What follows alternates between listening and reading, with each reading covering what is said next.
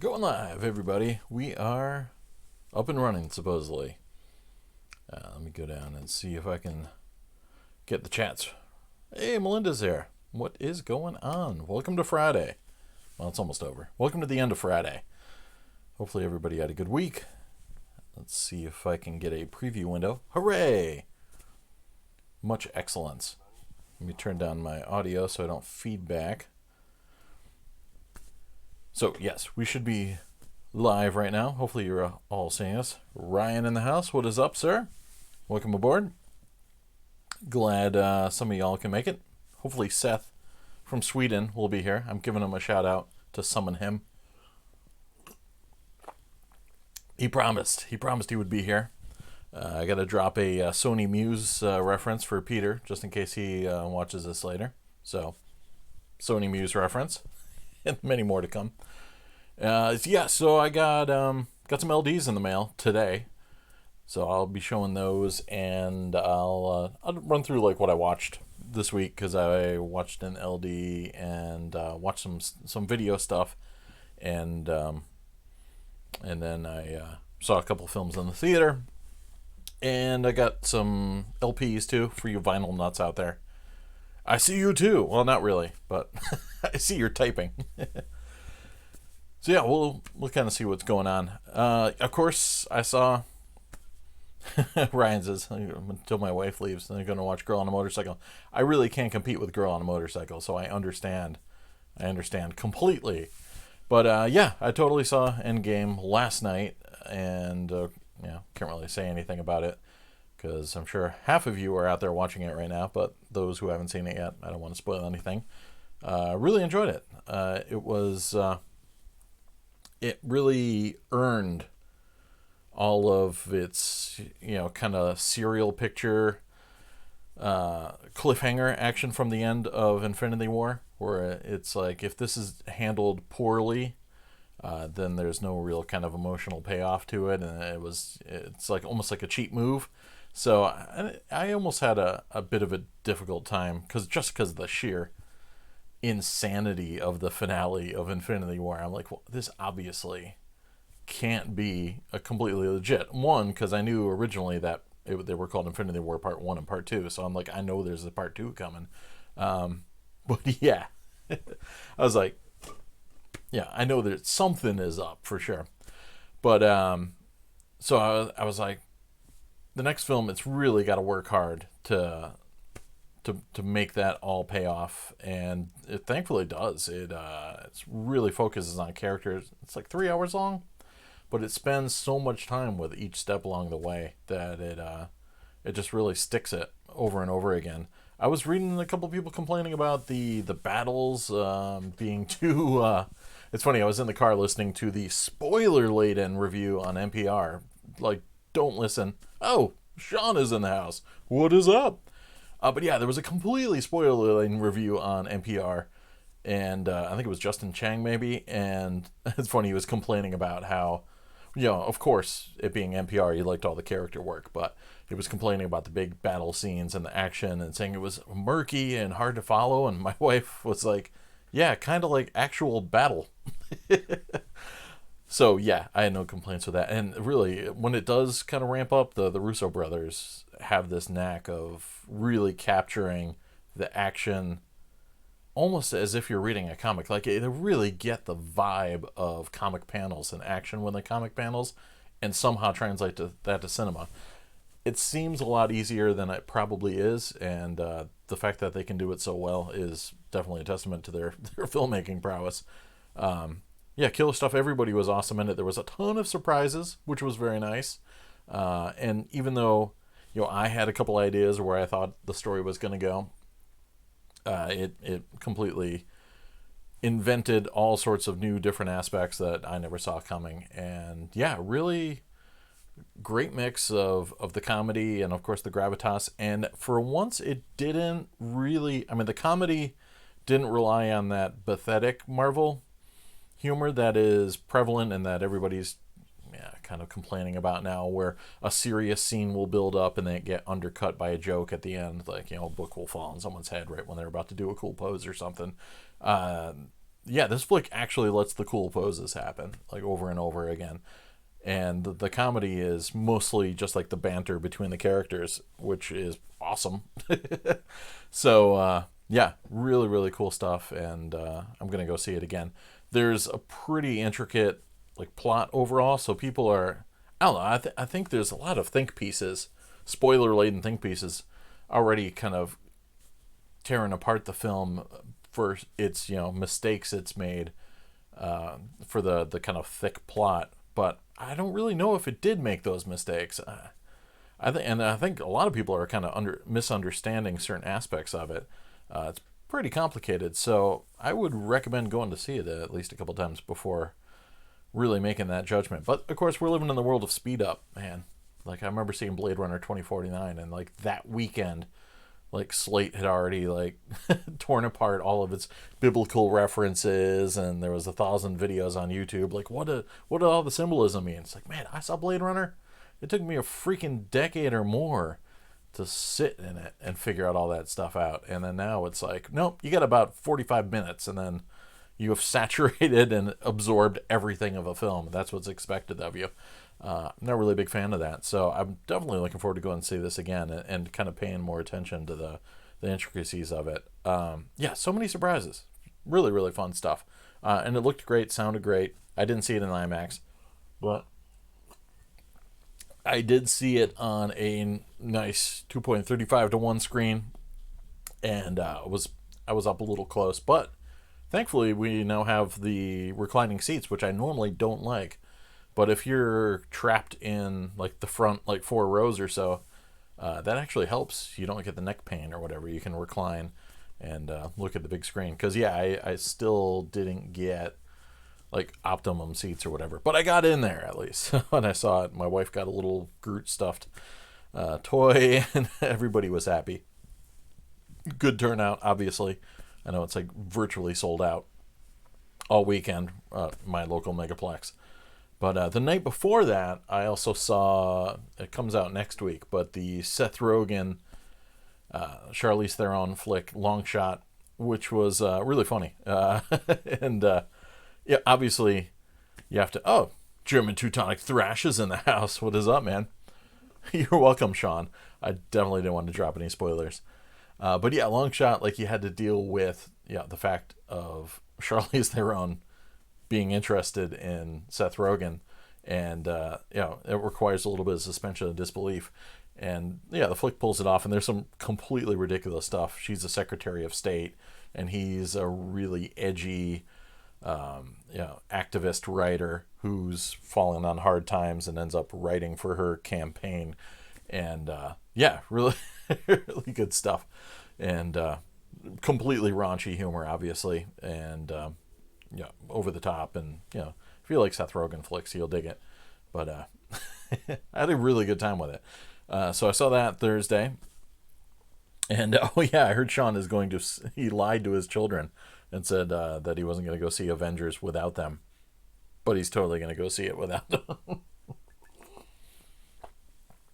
Yeah, so my wife was excited to go see it opening night, but right after it was over, she's like, "Thank you for getting tickets for opening night." Like the heaviness and the import of it really kind of sunk in after having seen it, and yeah, now she doesn't have to last all weekend with hearing people dropping spoilers and everything.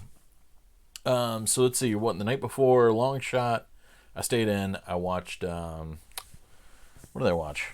Oh yeah, watched Kafka. I had this on VHS for the longest time, and got a copy on LD from Vincent Onorati, who hopefully Vinny will be showing up here at some point. But I was jonesing. There was I think a local radio piece about Kafka playing, and they kept kind of running the ad over and over and over again. I'm like, you know what I'm watching tonight? Steven Soderbergh's Kafka. Love this disc in particular. It came out in, 93? The flick was 91. It's got this cool, you probably can't see it, but Steven Soderbergh actually wrote this little piece about how the LaserDisc is, the final stage of the cinema creation process. And yeah, it's too cool. It's crazy. This was his, first movie right after Sex, Lies, and Videotape. Like, what a strange transition. I mean, he's totally carried that on. He'll jump around like nuts. But I remember this getting, panned when it came out, and then I saw it on video and I loved it. It's really a mix of, the third man in Brazil, and obviously tons of Kafka stories get referenced within it, and Jeremy Irons plays a fictionalized version of Franz Kafka and takes elements of his life and then works them in with elements of his stories.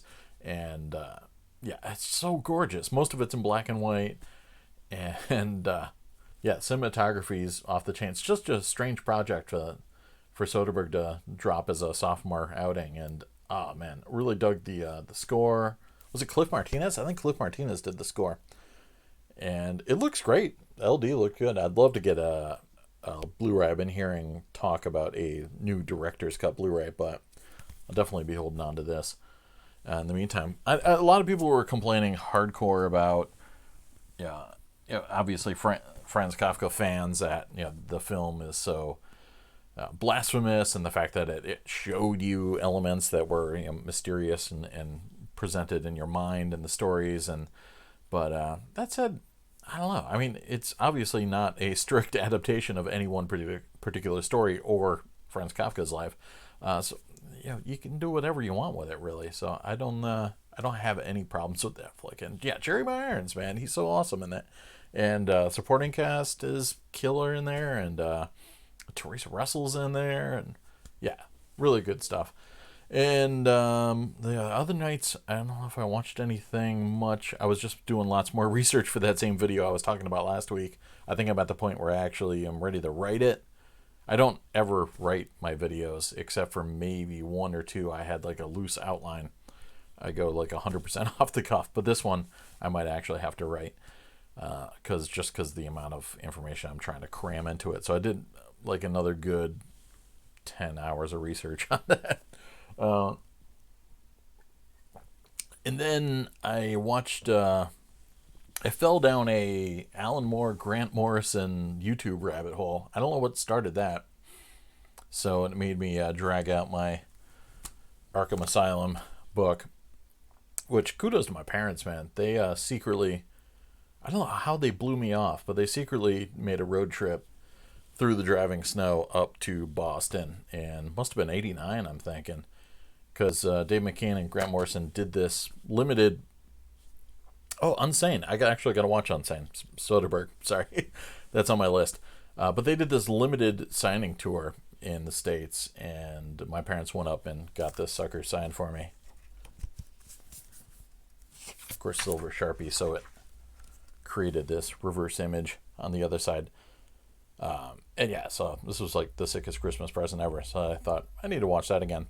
But I watched that one Grant Morrison documentary that was released on YouTube last year called, I think it was Talking to Gods or something to that effect. And I saw my buddy Freddie in there, so shout outs to Freddie. And yeah, it was pretty entertaining stuff. Lots of actual conversation with Grant Morrison and interesting stuff. And then yeah, I watched a few Alan Moore radio pieces and some of his speaking engagements, and yeah, so that was the kind of YouTube hole I wanted to. And then I picked up some stuff, which I will tell you about. Let's see, should I do LPs first or LDs? I'll save LDs for last because, give a couple people more chance to show up. I ran past my favorite, one of my favorite local record stores. I got a few, but it's a place that has a lot of used old vintage stuff. So I raided their $3 bins and picked up some stuff that I didn't have, including the Nuge, Ted Nugent, Intensities in 10 Cities. Oh yeah, Frank Whiteley and yeah, he's in that documentary. They're hanging out on a couch together for quite some time. My favorite, I gotta stop the Nuge, but my favorite story in that documentary was how Grant was talking about doing a Superman comic and having this kind of crisis of what to do with it, what to do with the character, and he was talking it over with his artist, and then immediately this dude just showed up on the horizon in full yeah, Superman gear. And he's like, all right, let's go talk to the guy, and just started running down all these questions about, what's it like being Superman, what's his relationship with Batman, what's his relationship with Lois Lane, and pretty much just used this guy as this complete idea for writing this comic. It was super cool stuff.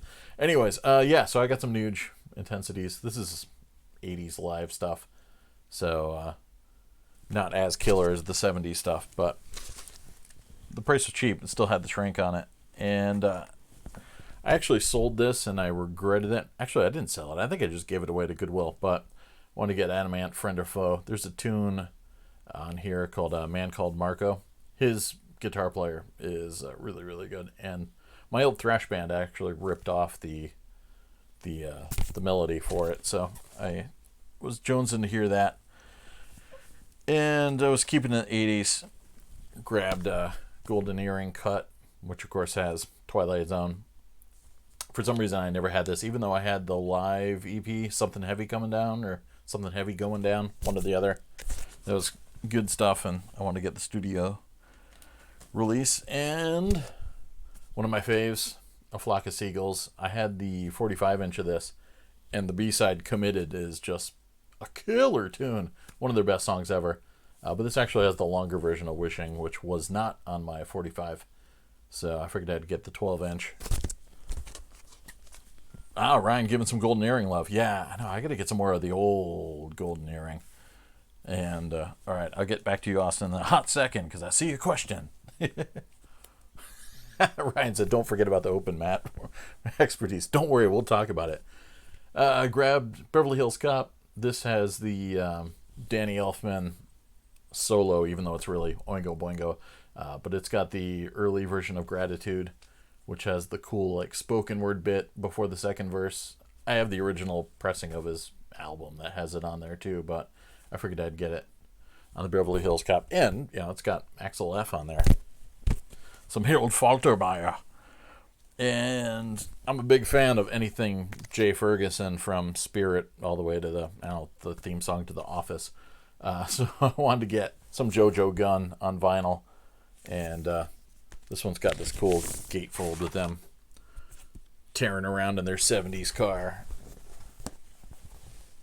You probably can't see all that. And cool 70s dudes on the inside.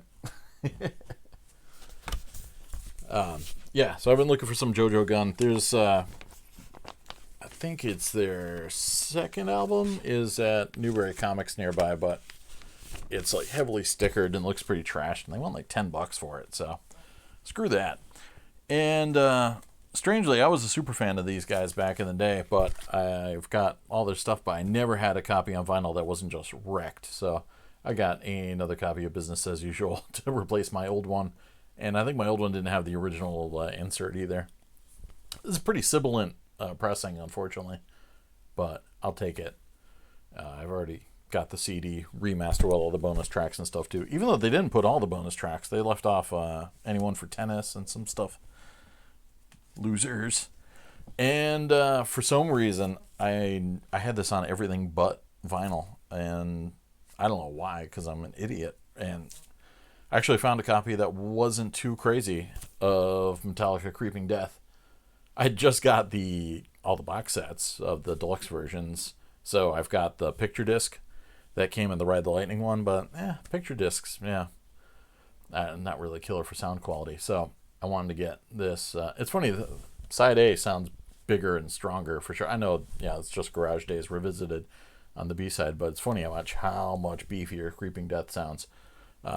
The jacket quality is piss poor, and there's a little bit of poop stains up here. Probably not poop, but I didn't even bother to try and clean it off because it's so crappy cardboard. Any kind of wetness would just instantly shred it. So, but other than that, it's in really nice shape. I usually see this thing with stress fractures galore and all sorts of messed up. So this is the Music for Nations British release, but pressed in France, if I remember correctly. So just on regular black vinyl. And then I got some LaserDiscs, thanks to Vincent Honorati, who picked up some stuff and hooked me up. I saw this flick in the theaters and it sucked. And then I saw it again in the theaters and it still sucked. But it's John Carpenter, so I gotta have it. And that's Escape from LA. I've been dragging my heels on picking this up for so long that Seth is in the house singing Who Can It Be Now? Nice. Yeah, finally got Escape from LA, and I'm gonna watch it again. Again, all the movies that I hated in the 90s, when I watch them again now, I kind of like them just because they're so 90s. This will definitely be in that list. But yeah, one of my lesser favorite John Carpenter flicks. But killer soundtrack. And I had to get my Dean Koontz going, some Joe Chappelle, The Phantoms, Affleck, of course, The Bomb and Phantoms. And I haven't seen this in a dog's age, so must have. Yeah, both of these have AC3, Dolby Digital. Don't mind my ganked fingers. Nothing too exciting on here otherwise, but good pressings too. Like these all seem to be either Japanese pressings or Pioneer USA pressings. No D at DC or any crap like that. And then I had to get, never did get this because it came out in 98, and I think I had pretty much started falling off of collecting LD at the time. But my boy Vinny had a copy. Independence Day, after they officially just gave up and just called it ID4. This is the special edition, which I have never seen with all the bonus features. And it's got, yeah, quite a bit of, it's got commentary, bonus features, and then, extra scenes, which I never have seen. And it's got a pretty sick, it's THX, AC3, of course. And it's got a sick gatefold, lets you know which scenes are extra, that sort of thing. Badass. And finally, where'd it go? I don't have the DTS one, sorry, but the Dolby Digital one will have to do, of Wes Craven's Scream 2 Electric Boogaloo. And don't tell anybody, but this is my favorite Scream movie. I like this a lot more than the first one. Yeah, I know that's probably a bad thing to say, but it is the truth. And again, nice pressing. I think it's Japanese pressing. Good stuff. So I'm looking forward to watching that again. It's been a while. Didn't pick up any Blu-rays. I wanted to get the Alien 4K, and then I talked myself out of it. But then I talked myself back into it, but then I didn't get a chance to. Oh, Lightbulb Films is in the house. Thanks for the LDs, buddy. And yeah, so I never did get a chance to run out and pick that up. I was also, move these over here, also tempted to grab the Witch 4K too, but I don't know. I do like my Blu-ray already, and I don't know if I need to have the 4K, but maybe we'll see. And then let's see. Before that, I watched Game of Thrones obviously on Sunday night. I was up in like Greater Boston and had to drive down to see it, and didn't get my stupid Amazon app up and running in time to catch it, so I had to watch it on Monday. And obviously it was a big week for like crazy nerdy stuff. Like I was just processing, new season of Game of Thrones. Of course I had to end the week with freaking Endgame. But then the James Bond 25 big announcement happened in the middle of the week too. And it was a hot mess. It was like only 20-25 minutes. And they didn't announce a title or anything, but they did announce Rami Malek is the villain, and Ana de Armas is in there. And man, yeah, looking forward to checking that out. And hopefully there'll be a title sometime soon. But yeah, so it was like I don't know which direction to nerd out because there's so much going on this week. Have I seen that Amber Heard John Carpenter movie, The Ward? That seems like it has to be his worst, but I haven't verified that. The Ward is it's very workmanlike, and it's very hired gun, so it doesn't have a deep Carpenter feel. One doesn't have his music. It's like shot 16:9, so it doesn't have that widescreen John Carpenter vibe. But that said, his his like workman like hired guns kind of stuff I like too. Like I really liked was it Someone's Watching Me, the TV movie that came after Alien. I watched that not too long ago and I really liked it. So no, I do like The Ward better than Escape from LA, just because there was expectations for Escape from LA, and yeah, I'd waited so long for it to come out, and I loved the character of Snake Plissken, and yeah, I mean, it was kind of fun poking fun at Los Angeles and everything like that, but just the fact that they used the exact same story structure, they didn't really do anything new plot wise, and I guess that's kind of clever, just to tell the same film with the exact same story beats all over again, but just transpose it with crazy Los Angelino stuff. But yeah, I don't know, man. Like Escape from New York is just so killer, and the murkiness of it, and the vibe of it, and it just defined the early '80s so much. And then yeah, Escape from LA was just nothing even close to that. Killer cast though. I mean, that was good.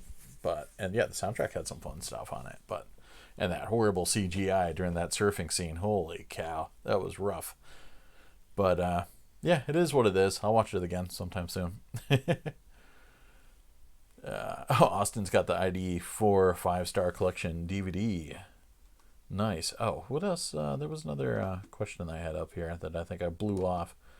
Would I say the early Disney DVDs like Dimension, Touchstone, Miramax were nothing more than LD? Yeah, dude, totally. They were non-anamorphic by the rule, like Grosse Point Blank, all that stuff. It was just the same LD transfers. I remember Digital Bits and Bill Hunt tearing into them like crazy because they weren't releasing anamorphically enhanced DVDs when everybody else had kind of already adopted that.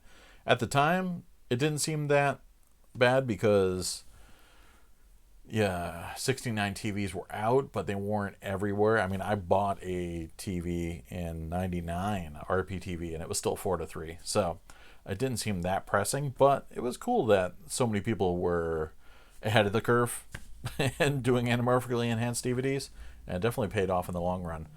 I remember I didn't care one way or the other because I didn't have a 16:9 TV, but I agree that was probably just out of selfishness. There's a Scream 3 LD. It's from Japan. Yep, I've seen a couple people hustling that. There's a cracked one that's been making the rounds too. Oh, nice. German Teutonic Thrash grabbed that Alien 4K. I didn't even bother to read all of the Blu-ray.com forums. Astro Chicken likes Scream 2. Excellent. Glad I'm not alone. But yeah, the Blu-ray forums on the Alien 4K was just nuts. And I loved how the original review had to kind of go back and reference all the color timing talk and everything like that. So now I'm kind of intrigued to watch it. And yeah, can't have too many copies of Alien, right? Plus, the price is right. If I was smart, I would have gone on Tuesday and gotten the Steelbook that Best Buy had.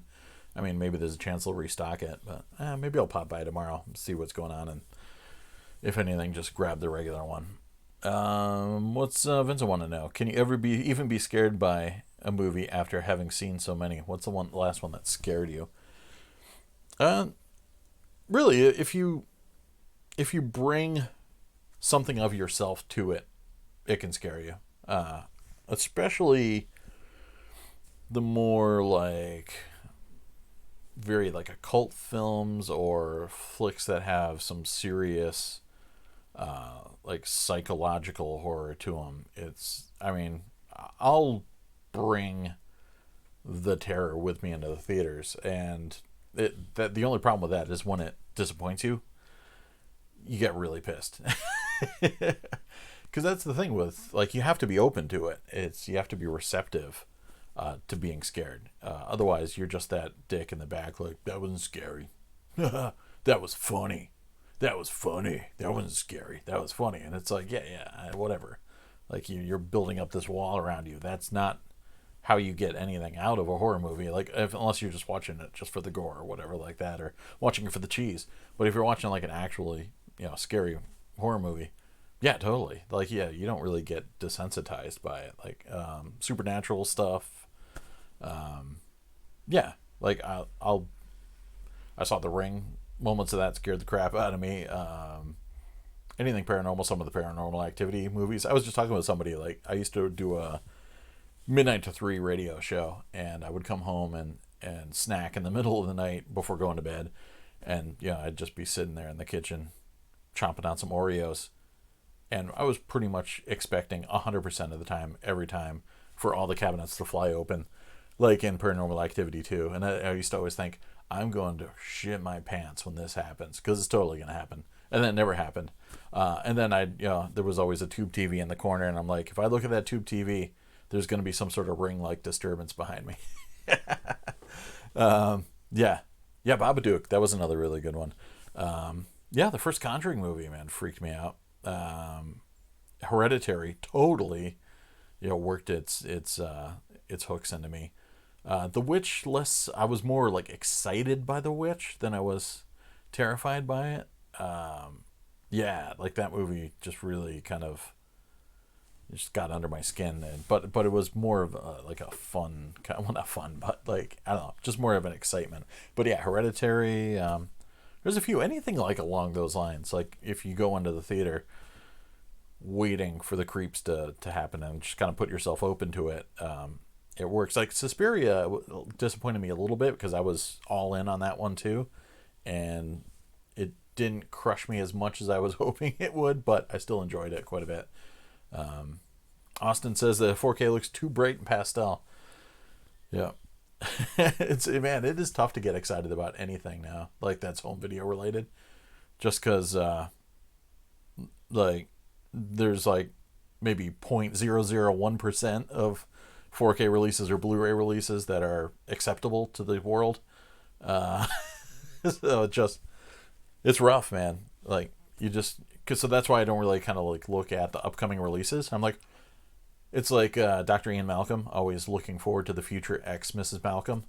When you look at the upcoming listing, you get to see the future shittiest 4K of all time, according to Blu-ray.com. Those guys just hate everything. So I can't even read that stuff anymore. Oh man, Emma Grant's coming in from Japan. Cheers, welcome aboard. It Follows. That was a freaky flick too. I really dug the relentlessness of that. Yeah, Get Out. That was just really, really tense. Like sweaty palms tense. Just that slow burn, that slow build. Really, really good stuff. Yeah, Toni Collette deserved an Oscar for that. Oh man, I mean, Hereditary was just, man, I mean, it is so brutal as a family drama of a family tearing itself apart. Like, it's as good as any of the Oscar winning like Ordinary Peoples or any other films of like a family dynamic just shredding itself. And yeah, man, she just went for it and killed it. Really looking forward to Midsummer. That has a pretty cool. I'm just digging overall the A24 vibe. A24 seems to know what they're up to. The only thing I was bummed about was It Comes at Night, because it was marketed as a horror film, and it's a really good flick, but it's not a horror film at all. It's just a survival film. But they really, really promoted that as a supernatural film, and and again, that's what I said. If I like bring everything to the table, and you bring nothing back, then I'm like, it's like, don't break the oath, man. That's like you breaking the covenant. Like I'm open, you scare me. This is the pact here. And when they don't, and sometimes there's that situation where, like, Shyamalan's The Village, like his twist was clever and interesting, and I kind of like that story, but I don't like that it was a bait and switch. What's up, loud guy next door? Because the kind of story that I was sold in the trailers, like, really connected with me. Like, this whole concept of this, old school, The Witch is the movie that kind of really pulled off the vibe I was getting from The Village, but just that whole kind of like torchlit vibe, and like the old compound and all the wooden structures, and then the creepy things in the woods, and I was sold. And then it pulls a switcheroo, and I'm like, well, yeah, that's clever, but you broke the pact, you broke the covenant. Like, I I ordered the hamburger and you gave me a hot dog, and I don't care how good the hot dog is, it's still not a hamburger. So yeah, I had gone in 100% hamburger, but yeah, what are you gonna do? Ask for your money back? um. Oh, good. Austin was saying the Dracula 4K looks good. All right, so that's the one. Looking forward to checking that out sometime. I already just bought the Supreme Cinema version, so I think I'll get another one. Why not? Astro checking out Watch It Comes as Night with a friend is part of a party movie while drinking. Good movie, terrible big. Yeah, it's not really like a gather around and get scared everybody and have a good time movie at all. It is really good though. I mean, just the the cinematography alone is fantastic, and yeah, it was very kind of Kubrickian in a way, but it's like Stanley Kubrick's Walking Dead, but without the zombies. I had to unhide Paul Muad'Dib's comment. That's awesome. That's clever, but F you. Thanks, M. Night Shyamalan Ding Dong. Good times. Oh, I missed Chris was saying I just described the village perfectly, right? Thank you. But yeah, I'm trying to think if there's some other movies that freaked me out recently. Yeah, it's tough. It's like, it depends on the movie. Like, there's the movies that are scary, but then there's the movies that, might make you jump a couple times or something like that, but it brings something different. Like Mandy, freaking, I love that movie, but it didn't really, like, scare me, but it just worked its way into my my veins and made me feel gross and excited and made me feel dirty. So yeah, that's a different vibe. And then yeah, I again, like, there's a level of like heightened kind of like super intensity and awareness, almost like the kind of buzz I got from Fight Club that I can get from some movies. Like as much as it gets written off for a torture porn, the first Hostel, seeing that in the theaters was freaking amazing. Like, the buzz of it, the energy of it, I thought that was a really, really freaking well done flick. And I love that whole concept of dedicating the first half to establishing these, ugly Americans abroad, and, kind of subverting the whole sex trade kind of thing that these guys were out there hunting for flesh, and ended up that getting the better of them. And when it starts turning, it just turns so fast and so dark. And man, yeah, that movie was really intense. And then that there is some sort of like, you have like no hope at all for these characters, and when there is some sort of like payback, you're like thirsting for blood at the end of it. So that's one of those great things, because it makes you feel gross about it, because you want blood as bad as any of the other characters in the movie. So it kind of makes you feel like you're part of the problem by the time the end of it. It really was a sick thrill ride. Really so good. And yeah, it just wasn't about the torture or anything. It was just the whole package was really good. I like the second one a lot too, just because it was really creative. Wasn't as good as the first one. But I love the whole concept of the two guys and seeing it from the viewpoint of the guys actually purchasing the experience, and how one guy was like the loudmouth braggart, and the other guy that was like going along for the ride ended up really being the actual sick dude. that was good stuff. Oh, dude, Event Horizon in the theater. I saw that in the Cineplex Odeon in Los Angeles, and they had a killer sound system, huge screen, and when there's that bit like Sam Neill's like crawling around that duct or whatever, and then like it goes black, and there's like the stuff with his wife and everything. Holy crap! That movie, yeah, that was like, I don't know, because I mean, it had this, kind of science fiction vibe and stuff, and I don't like me or my friend, none of us were ready for it, and we're like, oh crap, this just like you're already strapped in at that point. You're like, oh, I don't know where this is going, but it's definitely going pretty messed up places, and yeah, I remember that really pushing some buttons.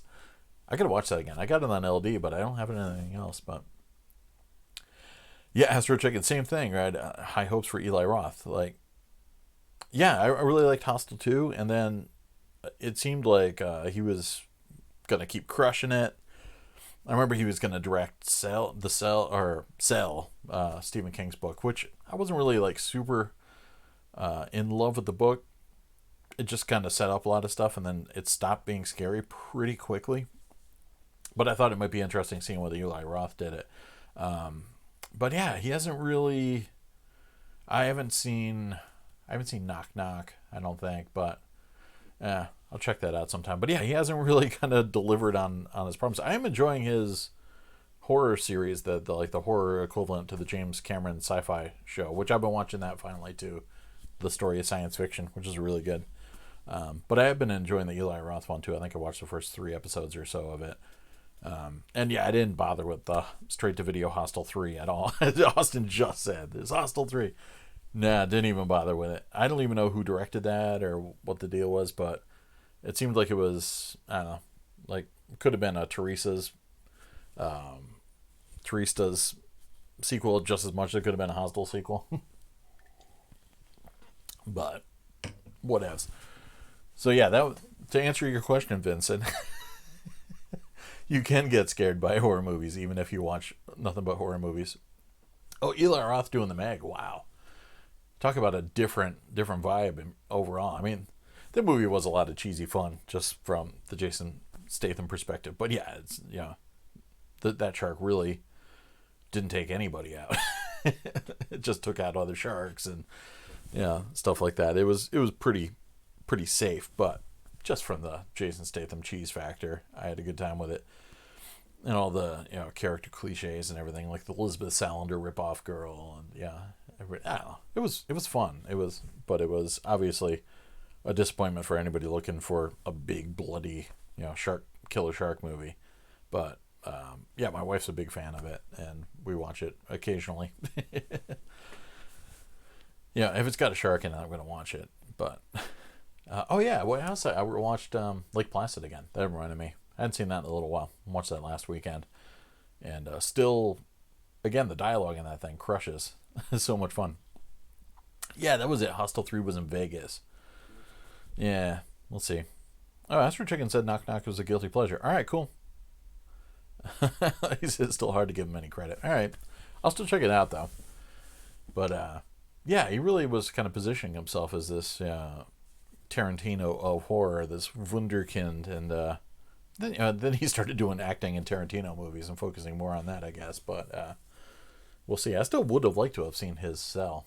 That would have been pretty cool. But especially like the opening stuff was pretty ferocious. But that book was weird. Stephen King got like pretty weird after he had his accident. Like, just wasn't kind of connecting well. But then 11/22/63 came out, which is stupid good. I still haven't seen the Hulu series, but the book was probably like the most engrossing Stephen King book I'd read since, I don't know, probably reading Pet Sematary back in the 80s. But Cell was weird because it like starts off so ferocious and vicious, and it's his kind of take on zombie movies, but while still delivering his own kind of social commentary, about communication and cell phones and everything. And then like it just stopped being scary at all. Like about like right in the middle of the end of the first act, like it was just nope, these things are no longer a threat. And it was like it was interesting, I guess, from that point on, but just really not very frightening at all. What was it? Goosebumps, the movie, like totally ripped off the big like solution finale of that with the school bus thing. I was like, wait a second, I saw this already. Eli Roth is a missed opportunity, sadly. We need to do some sort of a fundraiser. Have you been disappointed by Eli Roth? Please donate to these poor horror fans. Have you seen Would You Rather? No, I have not. I take it recommended? But no, I have not. I'm trying to think of what other horror movies are coming up on the horizon I'm psyched for. But Astro Chicken was saying much like M. Night, Eli Roth's ego got in the way of his craft. At least the impression I get. Yeah, and maybe you can kind of pull it back. Yeah, Night's like stuff lately has been entertaining enough.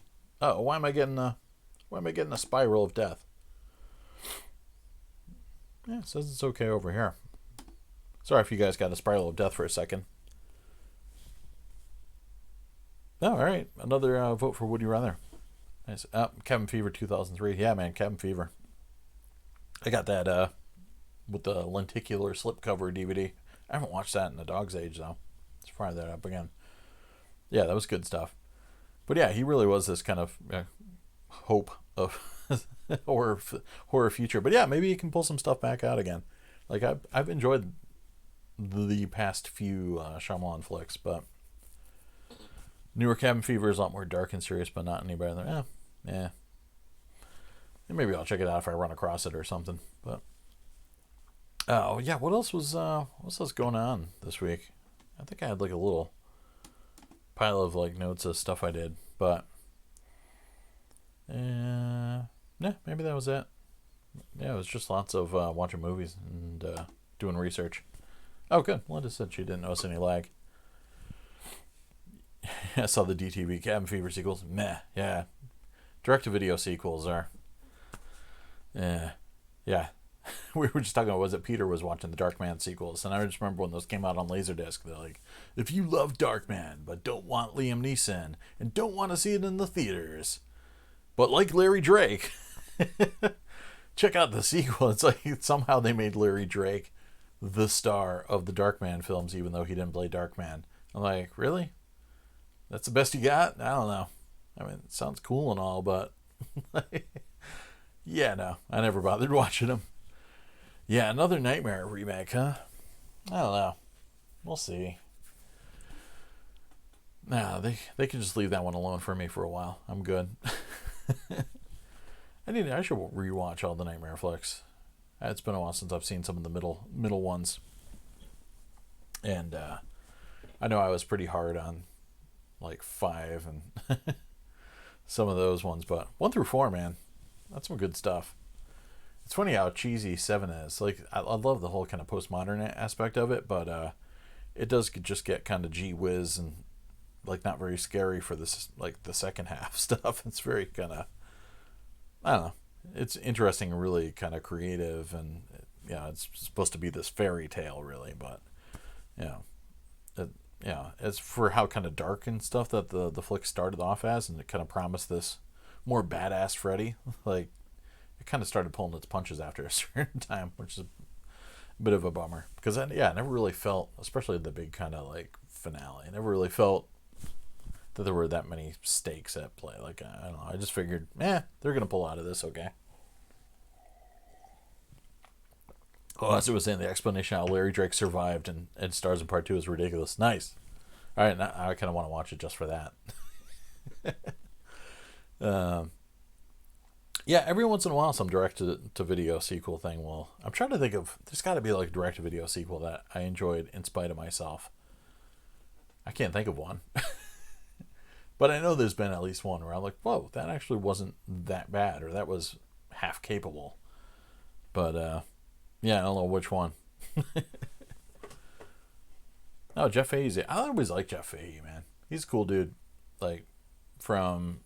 obviously Body Parts and Lawnmower Man, but he was pretty kick-ass in Lost and Grindhouse. Yeah, I've always been a fan of Fahey. He looks like far less creepy now than he used to back in the day too. He looked like some sort of weird alien creature back Lawnmower Man days, but now that he's like an old dude, he looks like more cool and badass.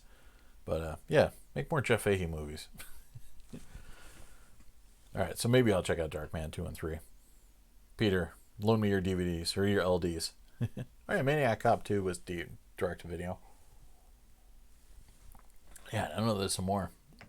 But yeah, I mean, not really horror, but like I just remember getting a lot of screeners in for direct-to-video movies from Universal and stuff, so it's like Smoke and Aces 2, and I'm like, oh dear God, why am I even watching this? I think my favorite one was like Bring It On, Fight to the Finish. Direct to HBO wasn't too bad. Yeah, I can live with that. At least there's some sort of like potential for quality there. But yeah, dying to check out Midsummer. That's like the next one I'm like psyched about. Well, we got some thunder on the horizon. I'm gonna count to 5 and hope that clown doesn't come out from under my bed and strangle me to death. I never did watch that Poltergeist remake. Just that stupid ass clown they made. Like that was on the cover. Yeah, I'm not gonna bother. Man, that movie scared the crap out of me. I saw that when I was 10, something ridiculous like that, maybe 9. Yeah, I remember. I was like, yeah, I'm tough. That movie didn't scare me, and I went to bed. It was just scared crapless. Like went back downstairs and was like, yeah, that movie that totally didn't scare me. Yeah, I'm completely terrified now. I'm never sleeping again. My parents were actually like, well, all right, I guess we kind of figured this was going to happen. It's our fault for taking you to go see it. But yeah, I was like way into Spielberg at the time, so yeah, you got to see Poltergeist. Yeah, like, I don't know, man. Who's going to make a sequel? Yeah, it's not crappy direct-to-video sequels. It's HBO. Did someone get their wiener shot off in Hateful Eight, asking for Moiki reasons? Yeah, I do remember a wiener shooting scene. Somebody was just posting. There's a new variation of Hateful Eight that's supposedly streaming on Netflix. Was that Vincent? I'm kind of intrigued about that. I did not see the road show of Hateful Eight. I really wanted to make a road trip, but it was. I think there was one in Rhode Island and maybe one in Massachusetts, but I actually thought my local art house theater was going to get it because they were like the ones that'll get Christopher Nolan's personal prints of like 70 millimeter copies of Interstellar, that sort of thing. Like Stanley Kubrick actually single-handedly made sure they had a quality print of A Clockwork Orange when that first came out. So it's like they get the good stuff. So I really thought for sure they'd get the roadshow of Hateful Eight, but it's almost too bad because like the way the roadshow of Hateful Eight was marketed, it was like marketed as this thing, indie 70 millimeter experience, Super Panavision experience, but it didn't play like outside of like the already established locations. Like it didn't make the rounds, so like it didn't make it to a theater in my neck of the woods that actually was perfectly fitted to show it. And yeah, so it was kind of a bummer. Like it should have been available a little bit more than it was. So yeah, that said, I just want to go see it in regular old 35, and yeah, I enjoyed it. It was a good flick, and yeah, there's some wiener damage in there, if I remember correctly. I seem to remember something to that effect. I haven't seen it since I saw it in the theater. I think I watched maybe I did watch it on Blu-ray when I first got it. But yeah, I'm intrigued to check out. Unfortunately, I got to stream it apparently to see the longer cut. Yeah. Oh yeah, Paul was complaining about the whole bloody affair.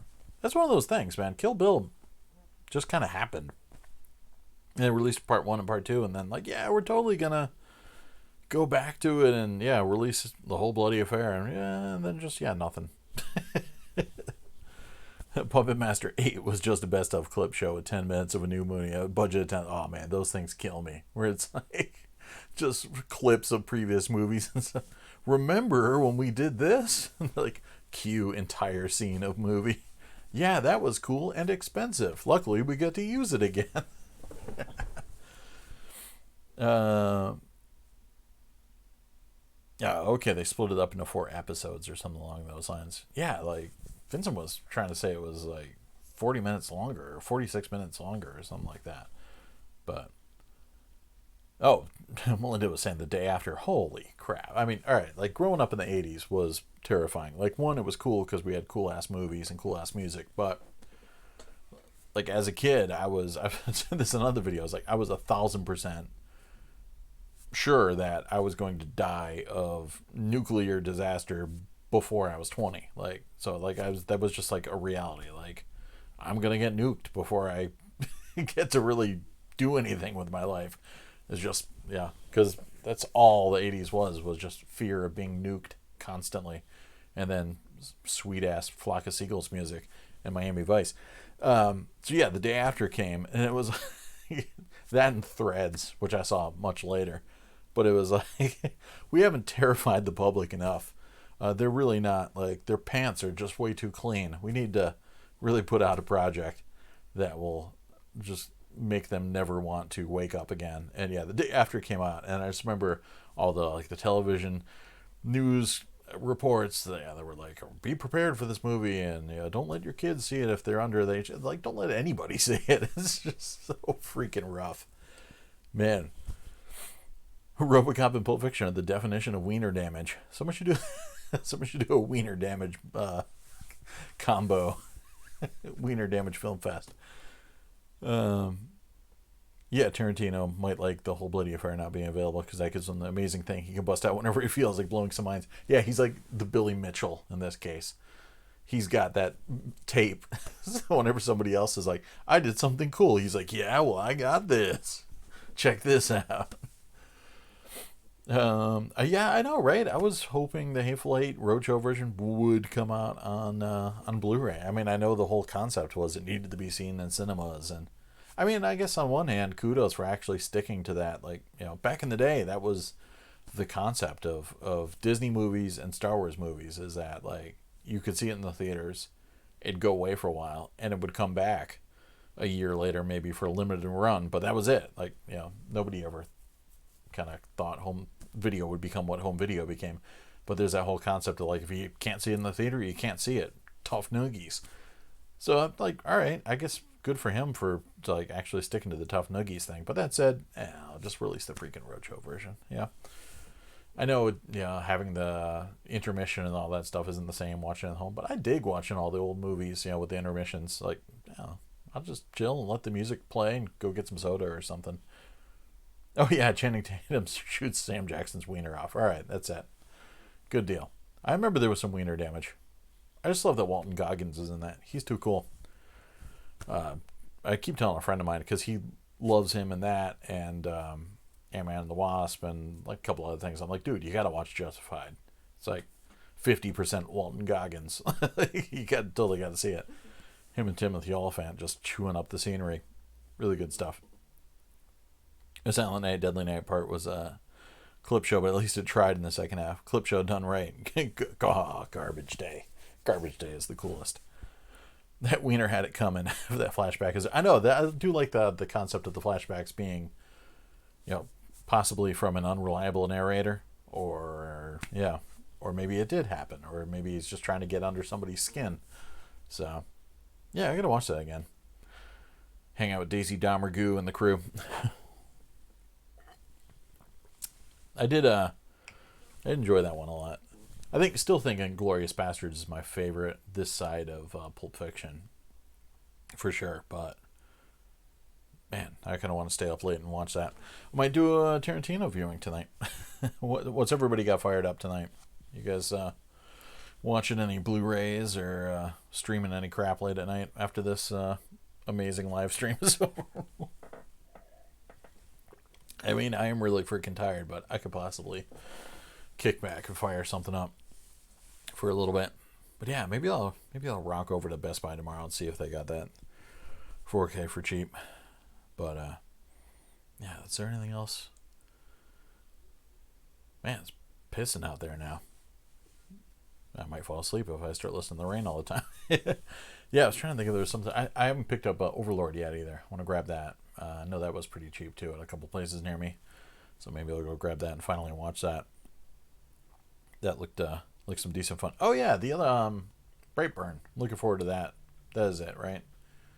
James Gunn, but not James Gunn. I forgot who's directing that. That looks pretty badass. Oh yeah, Paul Muad'Dib got Contamination from Arrow. That was like before they started hooking me up with screener copies. So Das Bergjuden. Killer stuff. Yeah, that Contamination one is like one of the ones I should have picked up, but yeah, it was like right before they started hooking me up with screeners, so I should grab that eventually. I love some Arrow video stuff. They've been it's been pretty quiet lately. I'm trying to think what the last stuff I got from them was. But poster to my right, this one here. This is Vampire Hunter D Bloodlust. I should do a new room tour. Behind me is the Dirty Pair poster that I hung up recently. And yeah, that one's Vampire Hunter D Bloodlust, and then a super manly Practical Magic poster is right next to it. So it's actually it's like a mix of like my wife's posters. Like that's hers, Practical Magic is hers, and then there's an Underworld Awakening poster over there that's hers, and then a bunch of like Wonder Woman smaller posters back there, and then I've just got a Dirty Pair. I figure, yeah, Lady Power, and then a Tom York Suspiria poster over there, again Lady Power, and then a Black Sabbath album, which again features a mysterious witchy woman on the cover. So yeah, it's very it's bringing the powerful ladies and Vampire Hunter D. He's pretty effeminate, so that counts. But yeah, I grabbed that from my favorite poster store that used to be in Boston, Pick's Poster Cellar. But then I think they moved out of the city and they moved to Somerville maybe. They went out of business, I guess. They had an online entity for a while, but they used to be my number one source for getting posters and stuff. I actually have a ton of one-sheets. I was going to contact the archive because I know they sell one-sheets. Thought they might want to have a go at some of my stuff. I've got like a ridiculous amount of one-sheets that I really can't store anymore. And so it's either hustling them all on eBay one at a time, or just kind of see if I can offload them at one fell swoop. But yeah, stuff from like mid 2000s maybe, like especially like a ton of stuff from like, I don't know, 2005 to 2010 or something. So if there's any movies that came out around there, I might have a poster. I want to get Austin's got a ton of posters that aren't hung up. Yeah, right. And then some Scream Factory posters, Candyman, Exorcist 2. Yeah, I want to get a light box at some point that I can, just like at the theaters, you can open it up and swap them out, because I'd love to rotate, because I've got the two-sided one sheets. I got an ass ton of those things, so I figured I can keep them in rotation going on. Oh, Austin's got the original Hellraiser poster. Damn. I've got the Hellraiser 3 poster, and I've got a promo poster they did for when the Hellraiser comic book first came out. I got a pretty large poster of that. But yeah, the first film, tasty. Yeah, man, that Tom York Suspiria. I mean, it's such a thankless job doing, a Suspiria soundtrack when Goblin's everybody's favorite. But it's really good. The tunes are really haunting on that. And yeah, I'm a monster Radiohead fan too. So pretty much anything Tom York does. There's a song, Radiohead B-side called "How I Made My Millions" that reminds me a lot of like what he ended up pulling off for like the vibe of the Suspiria soundtrack. Good stuff. Yeah, I love that. I gotta get that on vinyl. I've got the CD. It's so cool that there was like a 2 CD release, and yeah, good stuff. So yeah, I had to get that poster when I saw it at Newberry Comics. They had a bunch of posters just hanging up on the chalkboard, and I just went for it. I was like, is there anything else you need? I'm like, yeah, I want that poster. And they're like, yeah, cool. There you go. And like, yay, thank you. Jonathan got Blue Velvet and Fisher. Fisher King Criterion still eludes me. $6 each. Nice. I don't have an LD player, but hoping to find one eventually. Yeah, there was just a post on LDF about LD player hoarding. They were kind of, I don't know if they were accusing or questioning whether or not hoarding of players is causing like a shortage of available players for people. And some people were saying they have like 80 players, which is like, wow, that's pretty impressive. I definitely don't have 80 players. But there is the whole kind of question as whether or not the hoarding is keeping out of the hands of people that want to get into LDs, or if the people that are hoarding them are saving them from getting destroyed and just ground up into spare parts and tossed onto a flaming pile somewhere in China, where some kids are going to tear the chips off and try and get metal. Damn. Austin's got an Aliens poster from a comic book shop. I think it's a UK poster. Ooh, nice. I love the UK quads. I just love the whole kind of landscape concept, and just, I don't know, it's a little bit different. Just seeing portrait style one sheets all my life. I've got The Crow and a Lost Boys, an original Lost Boys UK quad. And I've been dying to get those things framed forever because they're starting to get pretty frayed around the edges. My Lost Boys one in particular has been through hell. When I got a bunch of posters in, like, I don't know, high school or whatever, my mom was all like, "Don't destroy the walls, don't use tacks," and she made me get that like crappy blue tack stuff that was like, doesn't damage walls, doesn't damage posters, and it totally damages walls and totally damages posters, and it like oozes this oil that soaks through the posters. In fact, that poor Dirty Pair poster above me has been molested by the blue tack because that used to be hanging in my room during high school.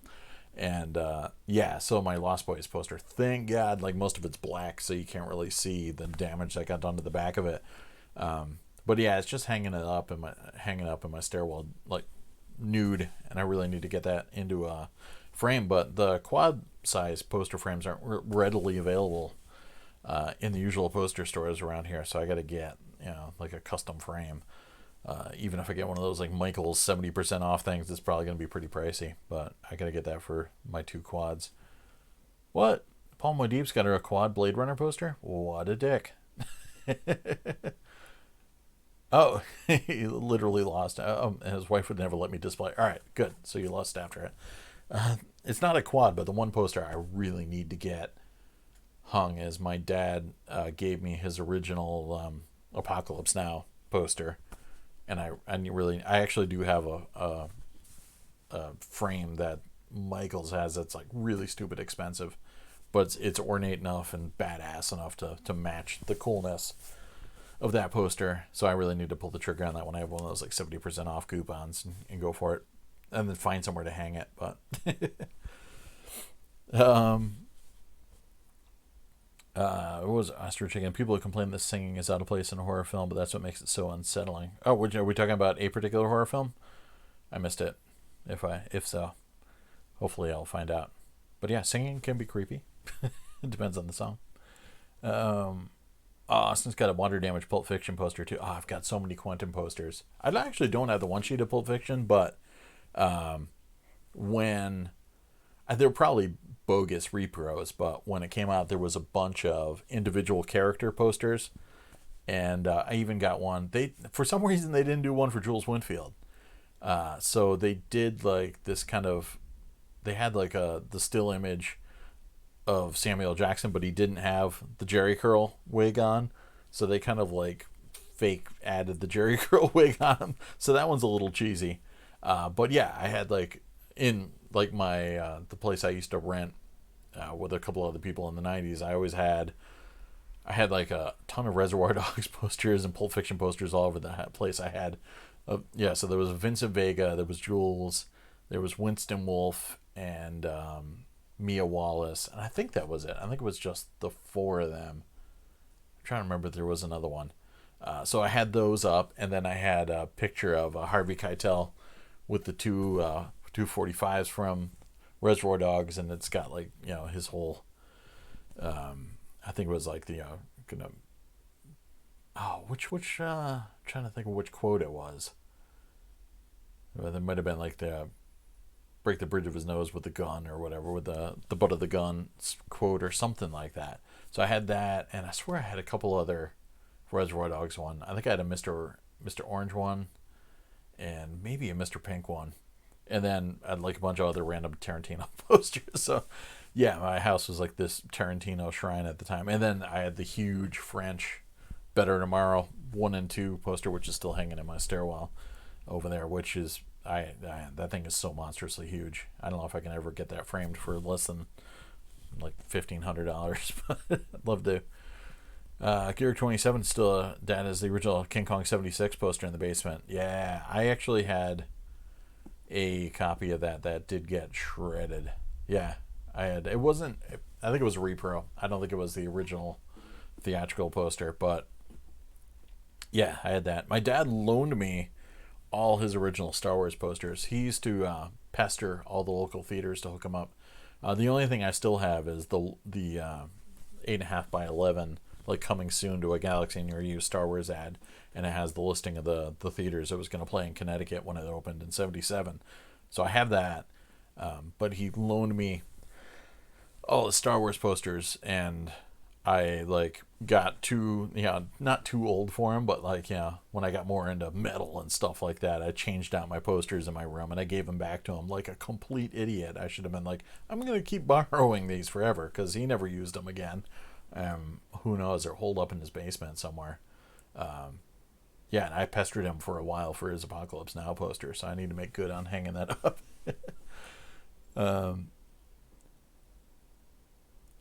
Hoping to find a Pioneer player somewhere for a decent price. Any suggestions for good players for a beginner? Yeah, it's tough because, one man's good beginner player is another man's total crap. It's funny. Somebody was just saying they had a good line on a CLD D504 for $100, and everyone's like, "No, don't even bother. That player's a waste of time. It's double-sided. It has AC3 out.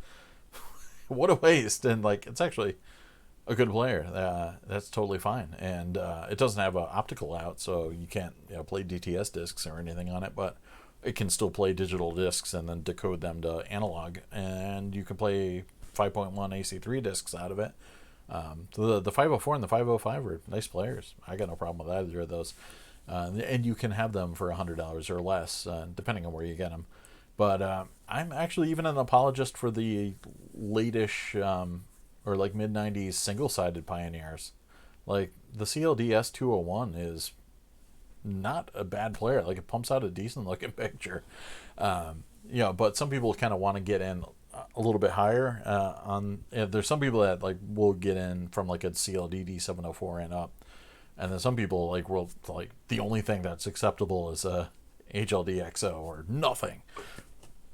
And then there's the whole market of used industrial players that schools and other installations gave up, and you can get those things stupid cheap and they perform well. The only thing is you got to watch out for the old 80s ones that don't have digital audio, and you can only play analog audio. And so if you play like my newly fetched Independence Day LaserDisc, you can't really do anything with this properly on an old analog only player, because it's got one analog track with the commentary and the other analog track with the AC3 signal. So all you'd hear is commentary or fuzz.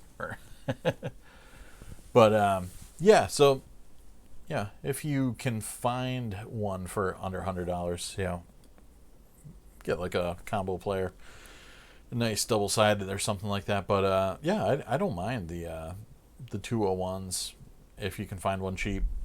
Yeah. It seems like the market is tough. Like, everything's overpriced on eBay, and locally, people tend to have the crappy karaoke decks or the multi-CD decks that has this like complicated ARM system that. And so, Suspiria, yes, the singing is Suspiria. That's ridiculous talking about that. Yeah, I know, it's kind of a weird vibe. I really liked how they went into the whole dancing aspect of it. And more so than the Argento one. I mean, there was some dancing in the Argento one, but they really got into it at this time. Sean was saying, I noticed the guitar to your right. Do you moonlight as a rhythm guitarist for someone's acoustic project? No, this is actually the Bob Vila guitar. I wrote Vila on it because I was big into Bob Vila at the time.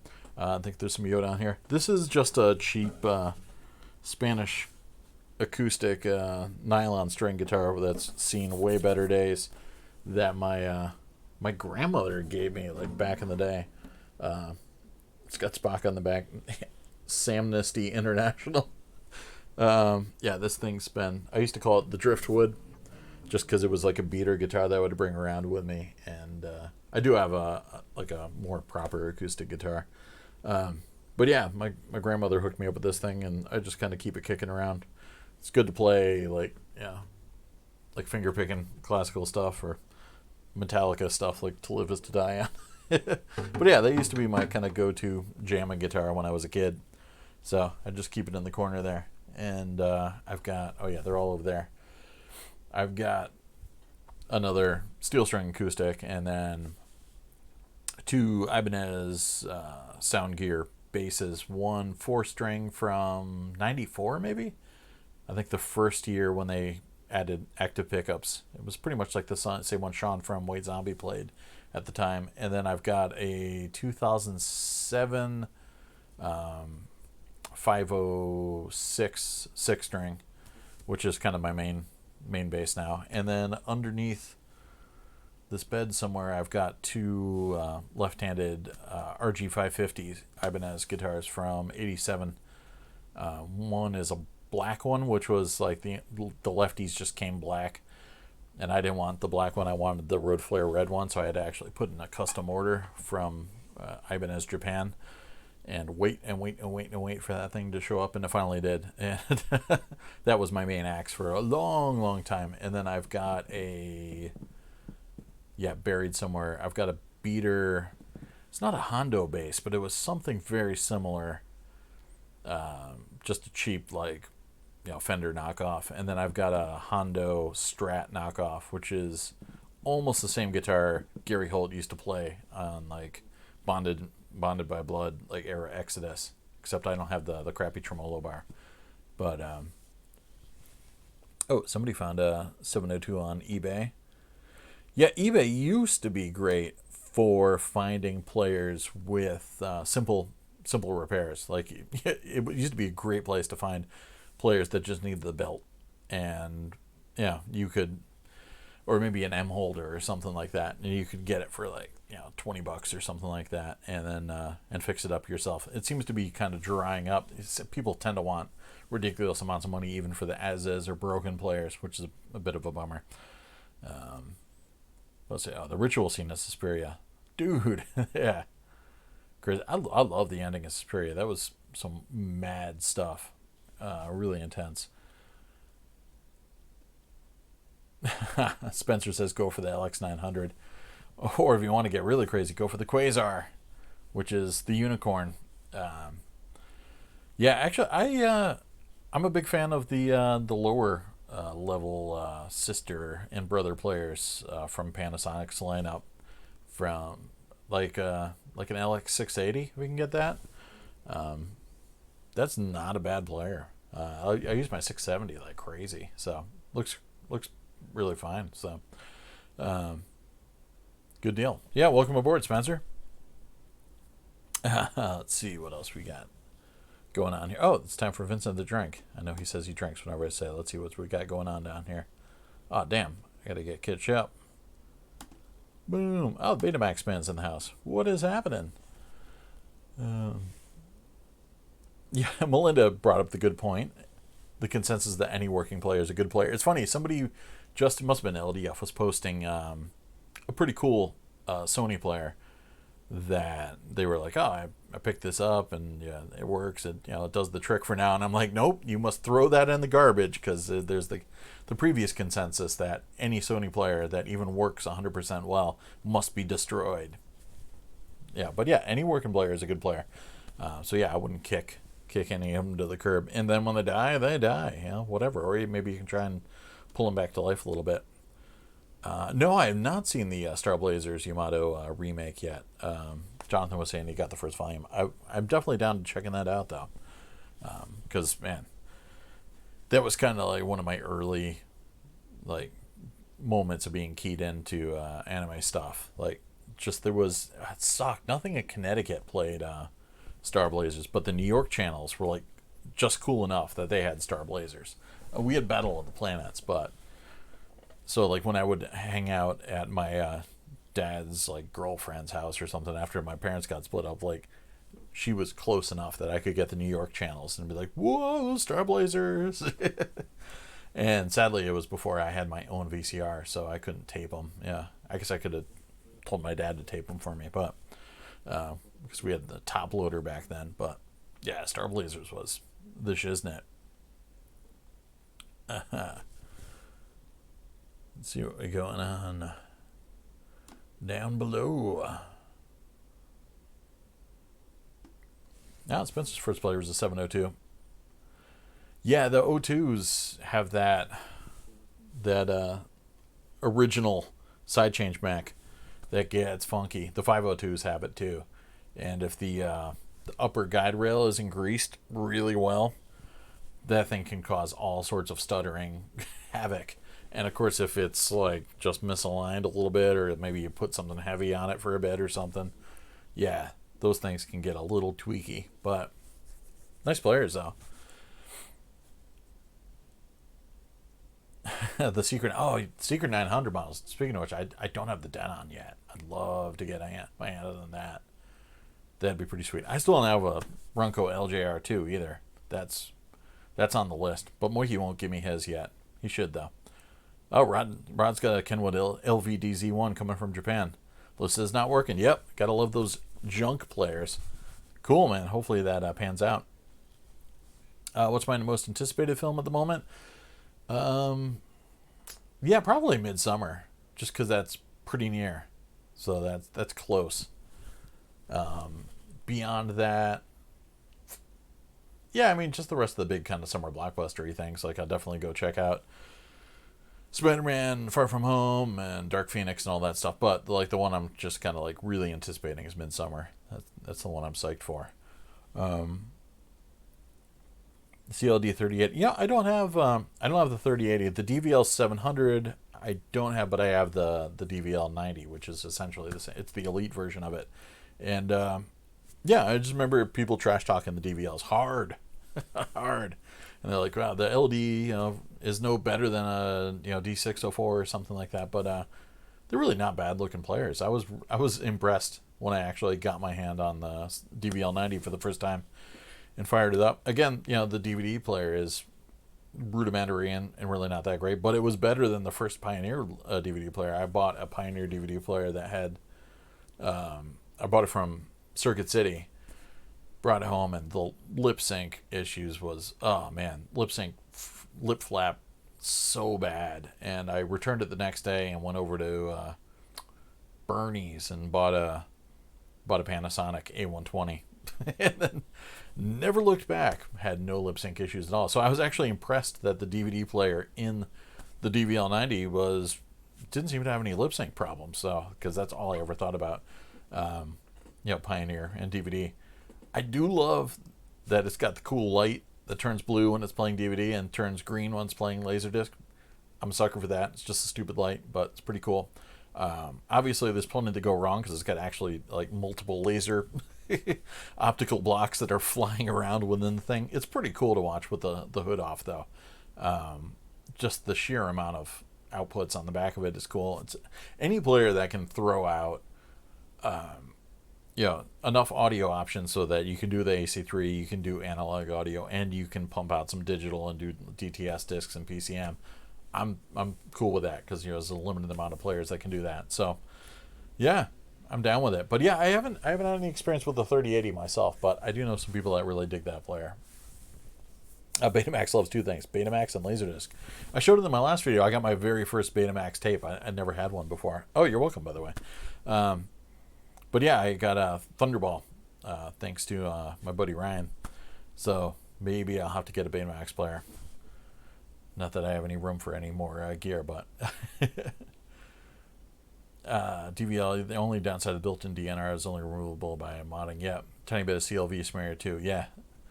And luckily, when I watch on my projector, I really don't notice the CLV smear, which is nice. But I know, depending on what you're watching on, it can be pretty pronounced, and more so with some players. But yeah. Let's see. Sorry, the correct answer was Once Upon a Time in Hollywood. Yes, actually, I can't lie. I'm psyched for that. Actually, I'm also psyched for John Wick 3. Also psyched for Anna. That looks like a lot of fun, and I'm a sucker for Luc Besson movies. Yeah, Once Upon a Time in Hollywood looks like a lot of fun. Yeah, the DVL8 is so freaking cool. Right? Oh, man. They need to put more cool lights on things. You a fan of Zucker Brothers movies? Yeah, love Airplane, Kentucky Fried Movie. Top Secret I haven't seen in too long, but I watched that a lot when that was on cable back in the day. Yeah, that was a classic. Yeah, I'm a big fan of the Zuckers. Airplane 1 and 2 were part of my childhood. Watched those many, many, many times. Oh yeah, not Summer, but Midsommar. It's Midsommar. It's the new one from Hereditary dude there. Was it Ari Aster? So it looks like one of those, like, go check out, it's very Wicker Man-esque, like, go check out the Midsummer Festival and hang out with some, kids running around the maple and all that stuff. And then obviously it's going to turn into some sort of terrifying nonsense. Wow, it's really pissing out there. Bond on Betamax is the one thing that'll make Spencer take the plunge. Yeah, I know. Ugh. I'm intrigued. Intrigued to actually watch that sucker. Yeah, the CLD 97 does go for it. Yeah, I know. I really should have pulled the trigger on a few of the good players that were, not insane amounts of money. But yeah, now if you have a CLD 97 or, of course, the Macintosh variant, everyone just thinks they can mint money for. I'd love to get an LDS too, and that thing's priced like nonsense. Or the X1, it's priced ridiculously now, but they weren't too crazy a few years ago, and I really should have kind of grabbed one of those suckers. But I kind of took it for granted that 97s were available, or even 95s were available, like relatively, for you invest like $400 or something in them. But yeah, now everyone wants like $2,000 for them. It's like, whatever. Good luck. Betamax Man's got 15 beta VCRs and 2 LaserDisc players, right? Well, just in case. They might crap out. And like in the case of my LaserDisc players, I've got 4 or 5 in active use all the time. So, and then I got a few on backup. I'm probably going to be moving a few out the door. And actually, I got to go maybe pick one up over the weekend too. So, and parts player for one of my other players. But I don't know. You're going to have a few in reserve just in case. But I do like to keep them playing every once in a while. Just because sitting around doesn't do them any good. So I will definitely put all my LD players in rotation and drag them out and hook them up and watch a flick or two on them every once in a while. Magnavox lasers. Yeah, I never did end up picking up any of the older original Magnavox players or any of that stuff. They were pretty sweet looking, but I never had one with the helium neon laser or any of that. Actually, probably the oldest player I ever had was. It's probably my LDS one from '88. That's probably the oldest one I ever had. Betacam SP deck, nice. Yeah, VHS right now. My RCA died, and all I've got is my JVC SVHS player that I usually use for all my archiving and stuff too. That's it right now. Jonathan's got some old full frame LDs from the '80s. Is it worth holding on to them? Some people love those things, so it's definitely not like my bread and butter. Like I got into the whole widescreen thing, but they're hardcore collectors of the '80s discs. People love them, so yeah. I mean, if you dig them, maybe there's some movies that have. Oh, Ryan will be happy to talk about Open Mat. Maybe there's some movies that have a little bit more information from the unmatted version. You can check that out. It's kind of interesting. Some people still like the pan and scan versions of certain movies because it looks like how they first saw them on television back in the day or saw them on VHS back in the day. So there's a nostalgia factor there for a lot of people. And some people really dig collecting those. I usually, unless it's some 80s things I'll grab, like Encore Edition, Criterion, stuff like that. But I'm pretty damn selective of what I grab for 80s stuff. And full screen image LDs. Image pretty much equals full screen. Yeah, Image bringing you VHS transfers at VHS image dimensions, but with a picture of a LaserDisc on the side on the jacket. Yep, Image is. They do bring a lot of titles that would be VHS only into the realm of LD, so you got to give them that. And if they're not made by 3M or who else? PDO UK press some routers for them too.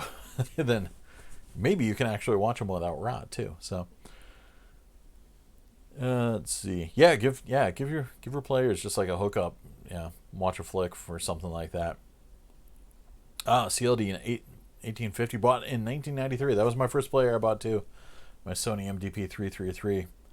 And same here. I'm wicked attached to it. It still works even though it's a Sony. So there you go. Betamax likes pan and scan LaserDisc. So even if you want to sell them, there's definitely going to be some takers for them. If you like getting into the LaserDisc Forever group or something like that, try and hustle them. Someone will want to pick them up. But yeah, 93. Got my player and it's still working. And every once in a while I like to just hook it up to my projector just to be a ridiculous nincompoop and fire it up. So surprisingly, a bit of collectability in old discs. Some can get exceptionally rare and have higher wrap probability. Yeah, definitely do your homework on that, because nobody wants to spend $50 on slugs and just find out that it's just a bunch of rotted hot nonsense. That's what Moiki kept finding all the time, because he's particularly loved those movies that were most likely to be pressed by 3M during 3M's really bad period of quality control. So he kept discovering rotted disc after rotted disc after rotted disc, but and so you might just want to stick with VHS for some of that stuff. John's got a Toshiba 6 at a VHS player, early 2000s. Yeah, nice. I almost bought one of those kind of late release VCRs, but then I remembered my parents had a JVC SVHS deck, and I'm like, hey, can I borrow that permanently? And they were cool with it. So yeah, that thing's been treating me pretty well. Let's see. Spencer hated Hitman Scam my whole life. Get a letterbox was like a dream come true. Yeah, I mean, there's that gets into the whole James Cameron dynamic of, pan and scan giving you the entire resolution of the 4:3 image, but at the expense of, especially with scope films, at the expense of the actual film composition. So, which is the lesser of two evils. And I was always on the side of, give me the film composition. I know Cameron was always complaining about the fact that you couldn't see expressions on characters' faces as well if the shot wasn't a tight shot. But yeah, it's pretty rare that I really feel like I'm missing something when I'm watching a nice sweet ass 2.35:1 release, especially if the cinematography is great. Like, I'm usually more zazzed about seeing the composition and multiple characters on the screen than I am like, I can't really see if that guy's smirking or not. So that was never too much of a deal breaker for me. It is too bad they didn't have more squeeze LDs though. That would have been pretty sweet. But yeah, when I didn't know any better, I didn't really know pan and scan was a thing. I was obviously watching stuff on cable, and I pretty much grew up in a rental shop in Connecticut. My dad was a manager of a early VHS rental store, so I was watching VHS tapes all the time. So I was used to pan and scan, and I had no idea what all that meant. And then it was when same story Zarin Isaac told in his LD stories. I went over to my dad's friend's house, who was actually the manager of the entire video store rental chain. And he had this sick pad. It was like, it was just like a condo. It was the first condo I'd ever been in. And he had this cathedral ceiling living room and a big ass RPTV and a VCR. And he also had, like, upstairs there was like a bedroom and that could overlook the living room, and he had like another VCR up there that could also connect to the TV. It was like wired for multiple rooms, and he had so many tapes because he would like steal stuff from the store and keep it for his own personal collection. He had so many tapes that he hadn't been able to store yet, even though he had like floor to ceiling bookshelves. Like, I really was just like, I'm ready to grow up and be this guy.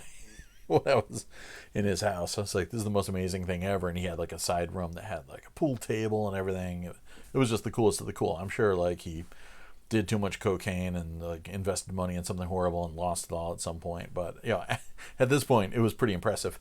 And so my dad was, I don't know what he was up to, but yeah, this guy had so many tapes that he had them just lined up on the floor in his bedroom, just like from the wall on out, and they were just like stacked up so you could see the spines, and he had nowhere to store them yet. And so he's like, watch this movie. And I'm like, I want to watch something cool. And I saw on top of the TV there was a tape, and it just had the sticker on it, and it said Raiders of the Lost Ark. Raiders of the Lost Ark was still playing in theaters at the time, and I'm like, what the crap is that? And my dad's like, oh, no, you got to watch Darby O'Gill and the Little People. And, Austin Scott 3M, Hellraiser 2. No route reported. Good deal. And yeah, so I'm like, I want to watch that. He's like, no, watch Darby O'Gill and the Little People. And I like watched all of Darby O'Gill and the Little People in protest, like kind of staring at that tape on top of the TV the whole time. And then, like, he was still, I don't know what my dad was doing, like chopping up the hooker in the basement or whatever. So he still had to chop up some more body parts, and came back upstairs and said, oh, well, all right, we can watch something else. And I'm like, Raiders of the Lost Ark. And he put it in, and it was probably the same one that Zara and Isaac had. And there was a letterboxed, like, home video quality version. It wasn't like a cam shot or anything like that. It was like, must have been a screener copy or something that had worked out that was in 2.35 to 1 of Raiders of the Lost Ark. And I was so pissed because obviously my dad ended up finishing up what he was doing before the movie was over. And I'm like, I could have watched all of Raiders of the Lost Ark before you finished that. You let me watch that in the first place. But I was just like, this is in theaters right now. I had already seen it like a bunch of times, and it was like my favorite movie at the time. And it was letterboxed, and I was like, what is this? And I didn't understand it, but I knew it looked cool as hell. And I like got hooked on just the imagery, the black bars, and just the wideness of it. And dude, yeah, loved it. So by the time I did finally start getting LDs in the 90s and started buying widescreen review and figured out what letterboxing was and figured out what matting was versus anamorphic, yeah, that's such a learning curve when you start off. It's like, because you're like, square pegs go in square holes and that's it. And then you realize all sorts of variants, and it's not as simple as you think it is. And then, yeah, Super 35. Somebody was just bringing up Super 35. Totally complicates things as well. Somebody was talking about The Abyss, probably, right? Yeah, you got the director's pan and scan version. I still never picked that up. I never picked up the director's pan and scan True Lies either, but I think I have a pan and scan version of T2, which is Super 35 too. Jonathan was saying, I had a friend that used to watch Kubrick movies anything but full frame, including was the true aspect. Kubrick is a hot mess because there's his buddy there who gets confused sometimes about aspect ratios. And then there's Kubrick and his intention for things being full frame on home video, and obviously had a very Cameron-esque approach to it, and thought that full screen was the best solution for TV. But then there's the Kubrick Archives book, which has the storyboard for The Shining, that has the clearly written out instructions that the composition was 1.85 to 1. So yeah, I mean, I think everyone will always be going back. Yeah, and same thing with Spencer was saying.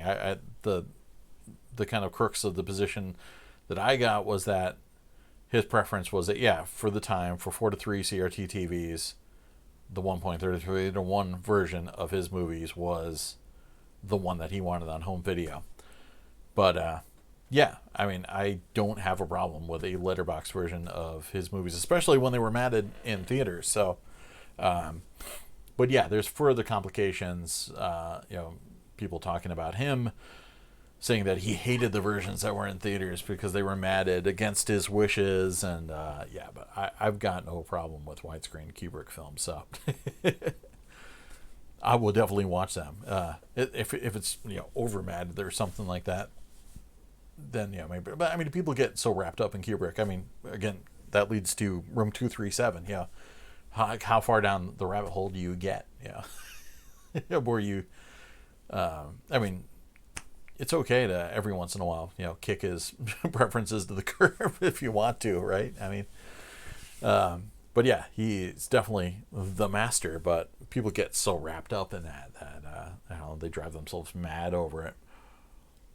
Yeah, full screen and widescreen were the worst terms for trying to learn which release was correct as a kid. Yeah. Letterbox, yeah, and the fact that like each studio had their different, nomenclature. So it's like deluxe widescreen version, deluxe letterbox version. like implying that there was a non-deluxe letterbox version out there somewhere.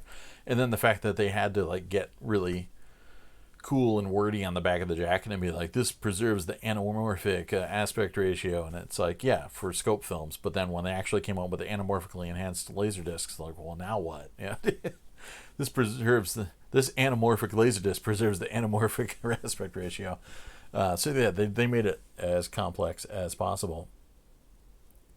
Oh, your first letterbox tape was Honor Majesty's Secret Service. Damn, that's pretty badass. My OHMSS tape was Pan and Scan City. Still watch the hell out of it, but yeah, it was a bummer.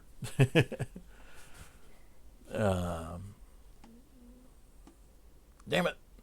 I need to go back up here. Hey, Nani Anonymous, when do you think a disc is too rotted? I don't mind a little. You know, I've got plenty of discs that have a little bit of snowy speckling, and I'll still watch them.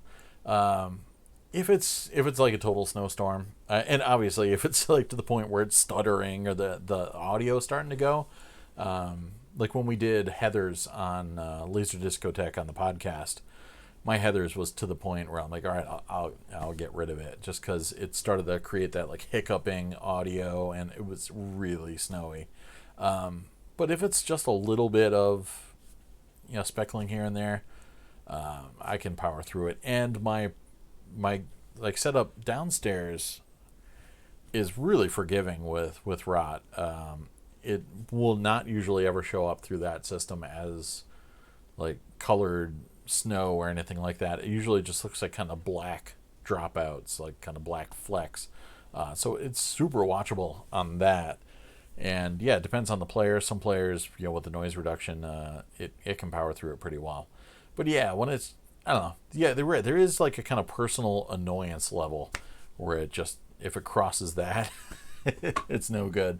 And I still will watch my Air Force One copy that is pretty well rotted, but yeah, it's still watchable. And again, it doesn't affect the sound or anything like that. But I mean, that said, I'll look out for a replacement copy. But yeah, if it's got a little bit of speckling, I can power through it. Yeah. Rigo was saying, where do I get my LD movies from? I live up in Northern California. Oh man, yeah, you've got Rasputin's, and if you want to travel, yeah, you can hit some crazy places. California is a good source of LDs. I'm close to a couple good sources for LDs. Massachusetts, the closer you get to Boston, you can get some good stuff. So I'll occasionally go up that way. There's a few stores that have them. There are a few stores in my neck of the woods that have them, but it's usually record stores, and they usually tend to want too much for them. Yeah, like if it's $5 or so, I'll buy a bunch. Occasionally, I'll find them at flea markets, Goodwills, and stuff like that. I usually always 100% hit out at. So most of my stuff is either through sales on Facebook groups, private sales, etc., or eBay stuff. When I first started kind of collecting again, I was doing Amazon for a lot, but it's so thankless because Amazon's really bad about keeping track of multiple versions of something, just in general. Like they'll have a DVD of something and all the reviews for one movie are just piled up from like the VHS version, the Blu-ray version, and the DVD version are all listed together, which is completely pointless. And buying used LDs on there isn't really great because they're all from marketplace sellers, and most of the marketplace sellers don't include photos. So each Laserdisc just has this one stock photo. It's not the photo of what you're going to get. It's a photo that somebody took of a Laserdisc a long time ago. And so you have no idea what you're going to get. You have to trust the condition grading of the seller. And everybody knows from looking at eBay sales that sellers suck at listing their conditions honestly. And there was a big problem too, like of mixed photos. There was a listing for the Criterion Collection version of Bram Stoker's Dracula, and I bought it, and then it showed up, and it was the special edition Columbia Pictures version, which I already had. And then I looked again, and the Amazon listing for the Criterion Bram Stoker's Dracula had like 6 photos, 3 photos of the Criterion and 3 photos of the Columbia version. And I wrote to them, I'm like, you've got like freaking photos of multiple versions of the movie. So I sent it back, and I'm like, this is totally not what I ordered. And I'm like, you need to get rid of these things, because some knucklehead's like, Dracula, I'm going to upload some pictures of Dracula because Dracula's Dracula. And yeah, so it was useless. So I stopped buying stuff on Amazon, and yeah, there was some good deals I got there. There was a couple. There was like a thrift store that had a ton of sealed discs that were like a penny, but then the shipping was $3 or $4. So in reality, they were like $4 a pop or something. But got a lot of really good ones from there. But then I moved over to eBay, and as crappy as the prices can get there, sometimes it's usually enough copies of any one given thing, or if you just want to wait a while, you can grab something eventually. But yeah, definitely worth joining the LaserDisc Forever group, and once you're kind of tapped into the LD community, stuff really is available, and people will even, like, if there's something like a buy it now that's a really cool flick that's at a good price, people actually post it, and it's pretty easy once you get into the loop, into the circle of trust. They'll be coming at you. But yeah, if you're in California, you definitely have some access to some good stuff for sure. And if you're in Chicago, you have some access to some good stuff. And yeah, Boston a little bit, because there was a lot of good LD stores in the area. Laser Craze, there was a lot of Tower Records, there was Sight and Sound in Massachusetts, and there were some places like Laserland in New York too. Shout out to Vinny. So maybe New York's got some good stuff. Actually, I do see a lot of good LD lots on sale on Craigslist in New York. But so if you're in the city, go pick some up. Let's see, what's next down here? Oh, Paul Modeep. Holy crap, took a bathroom break and came back to Sam mentioning Zaron Isaac. I liked Zaron Isaac's Endgame review. It was pretty funny because he had like this super Canadian, angry Canadian guy voice going for it. It was great. Jonathan, do I have the Pink Floyd Delicate Sound of Thunder LD? I do, but I have the Japanese version. The Japanese one is missing one track. Is it Echoes? It might be. So I need to get the American one. I always joke about how there's a couple different American pressings, but there's one that has like the music disc emblazoned all huge on it, and it looks so stupid. It ruins the artwork. But the Japanese one is glorious looking. Sounds great. Yeah, I don't know why it's not on DVD. It should be. So yeah, I've got Delicate Sound of Thunder and Pulse, of course, and they do crossover. It like Pulse is kind of like Delicate Sound of Thunder with Dark Side of the Moon all the way through. But I am a huge fan of Momentary Lapse of Reason, like ridiculously huge fan of Momentary Lapse of Reason. So I was always an apologist for that when all my friends were like, "That's pink fraud," and I'm like, that thing is engraved on my soul, like every moment of it. I love it. So yeah, Delicate Sound of Thunder, I totally dig because they play so many damn songs from that album on there. I remember my dad went to go see the New York. Was that Madison Square Garden? Wherever they played in New York City, he went to go see. My mom got him tickets and took him there, and he was all mudaboo, as my wife would say, about the whole situation, because he wanted to hear Dark Side of the Moon and like all the classics, and it was very centered on the new jams. And so for me, I love it, but my dad wasn't a fan at the time. He was like, "Play a song I want to play with, some from which you over here, and play Animals, play something from Animals." And yeah, he was that guy yelling Freebird.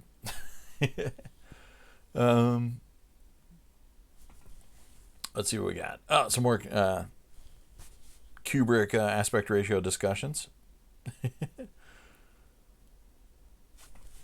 Yeah, and yeah, he definitely liked height when he wasn't going all 2.35 to 1. So yeah, I'm not against watching a open matte Kubrick flick for sure, but I'm not too worried about his compositions being butchered by some mild letterboxing.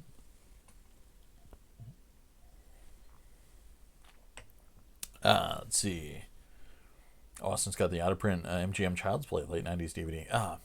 I just have the Scream Factory Blu-ray. I think that's the only Child's Play I have. I had the LD of Child's Play 3, but I just sold it to the archives not too long ago.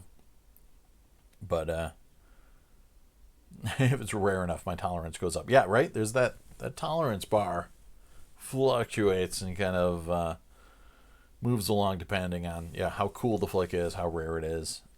Arrow needs to make RoboCop 1.66 to 1. Kind of doubt they will. Yeah, it's interesting. It's funny how people get so wound up about aspect ratios when, the same film is intended from anywhere from 1.66 to 1 for Europe to 1.85 to 1 for the States. So, yeah, obviously it was intended that it can be opened up a little bit in Europe and not destroy the film. So the fact that someone would get completely bent out of shape of even like a 1.85 to 1 film being opened up to 1.78 to 1, like, that's fine, because it was probably also opened up to 1.66 to 1 in London, and nobody threw popcorn at the screen because it was butchering the so it was flat films were matted in a range of different ratios, and anything in that kind of range should be fine. So whatever. But yeah, it would be cool to have Arrow deliver the Criterion 1.66 to 1 framing. That's the only bummer about zooming laser discs, is that's the one ratio that's a little tricky, because if you zoom for the width for 1.85 to 1, like, works out just about perfectly, but 1.66 to 1, like, you have to have a custom zoom, or else it'll chop off some of the top and bottom if you go from edge to edge. Let's see on eBay. I swear it's in mint condition. Yeah, I know. Just like new. And I talked about that in one of my other videos too, about how people seem to have a problem, because eBay's got a pretty well written out and well thought out like breakdown of what is mint and like what that means in terms of the actual discs itself, and also in the packaging. And if someone's got a shredded disc but the packaging's good, they're like, it's mint across the board. And then if someone's, same thing, if they've got a shiny disc but the packaging is peed on, left out in the rain for 3 days, and like a dog bit off part of the corner, they're like, it's still mint because the disc's still shiny. And it's like, well, no, that's not how it goes. Like, there's a breakdown. There's like a listing that shows you like that, if one part is awesome and the other part sucks, it's going to overall, lower your status of your materials. But people can't figure that stuff out. Oh yeah, LDDB is another good place too if you go to the shops. Just watch out for, of course, the Swiss destroyer, Sugis, or Shugis, however you pronounce his name. The guy that wants thousands of dollars for everything remotely close to rare. So yeah, beware of some of those sellers. But yeah, there's some great sellers on that. And some not too far from me, so it's nice to be able to order and have it come to my door within a day or two, or maybe 3 days, or 7 if it's medium mail. But yeah, the LD Forever Group will expand your collector's horizons for it. Yeah, I mean, really, like Spencer was saying, once you're in the LDF, like, you'll be turning away opportunities more than you'll be. I mean, there's just so much stuff for sale at any given time, and as the members keep expanding, a lot of times it's just people that just roll in and just have discs for sale. And so it's the regulars have discs for sale, but then new people are coming in, trying to move their stuff. Maybe a family member died, or it's a estate sale or something like that. There is a lot of content out there. So yeah, you're going to be passing on more stuff than than you're going to be picking up for sure. Rod was saying LDs literally do not exist in the wild here in Australia, which it's so interesting. There's a pretty strong LD following in Australia. A lot of our LDF members are Australian. My buddy Paul has got a ton of stuff. Charlie's a big LD fanatic, and there's that one guy that's like the Australian LaserDisc store that's got bought tons of Japanese discs, and he's always selling stuff or posting videos on YouTube. I don't know what his deal is or where he's from, but yeah, it's there's a lot of discs there, but just finding them is the key. I found some horribly ruined discs once years ago at a secondhand store for $30 each. Rare LaserDisc. Yeah, I always love rare and out of print. Yeah, Sure, it's out of print, like every LaserDisc. The shelves behind me, these are the IKEA Kallax. They're like not only LD players but vinyl enthusiast best friend. It used to be the Expedite series, which is like these, but it didn't have like the thicker sections. This one's got like thick sections on all four sides. The Expedite were like a little more streamlined, so you could stack multiples on top of each other side by side and have it look kind of seamless or close to seamless. Because obviously there would be a little bit of a doubling, but these have the kind of thicker edges.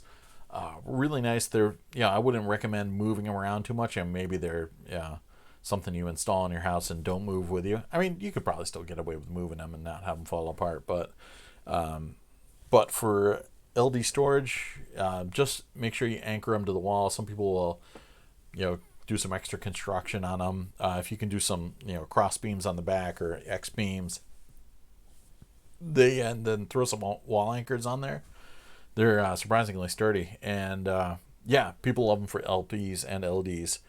And so IKEA was the only name of the game for the longest time, but then finally Walmart came out with their official ripoffs, the Better Homes and Gardens cubes, and they're priced competitively. The only thing I've noticed is that the thing to watch out for with these guys is their shelves, like these shelves.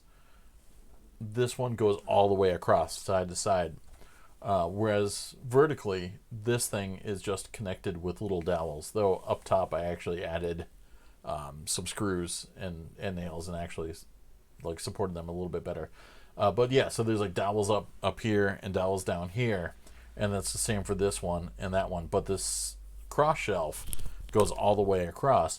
But because it's so symmetrical, if you put the shelves the other way, all of the weight of all these discs is going on the little dowels that are really just to keep these things vertical, but they're then like being pressured, and it is definitely more prone to collapsing. So you want to make sure you put it up the right way. But what I noticed was the Better Homes and Gardens ones, and it depends on the ones, because I've got a 4, like a 2x2 cube, that's really nice and it's cool. I can put my turntable on it. I got that downstairs. I like that one a lot. It was definitely worth the money. But I've got an 8 cube over there, and only the middle shelf is side to side. I don't know why. It sucks. So the top shelf and then like the bottom shelf is dowels, and I'm like, well, that kind of sucks.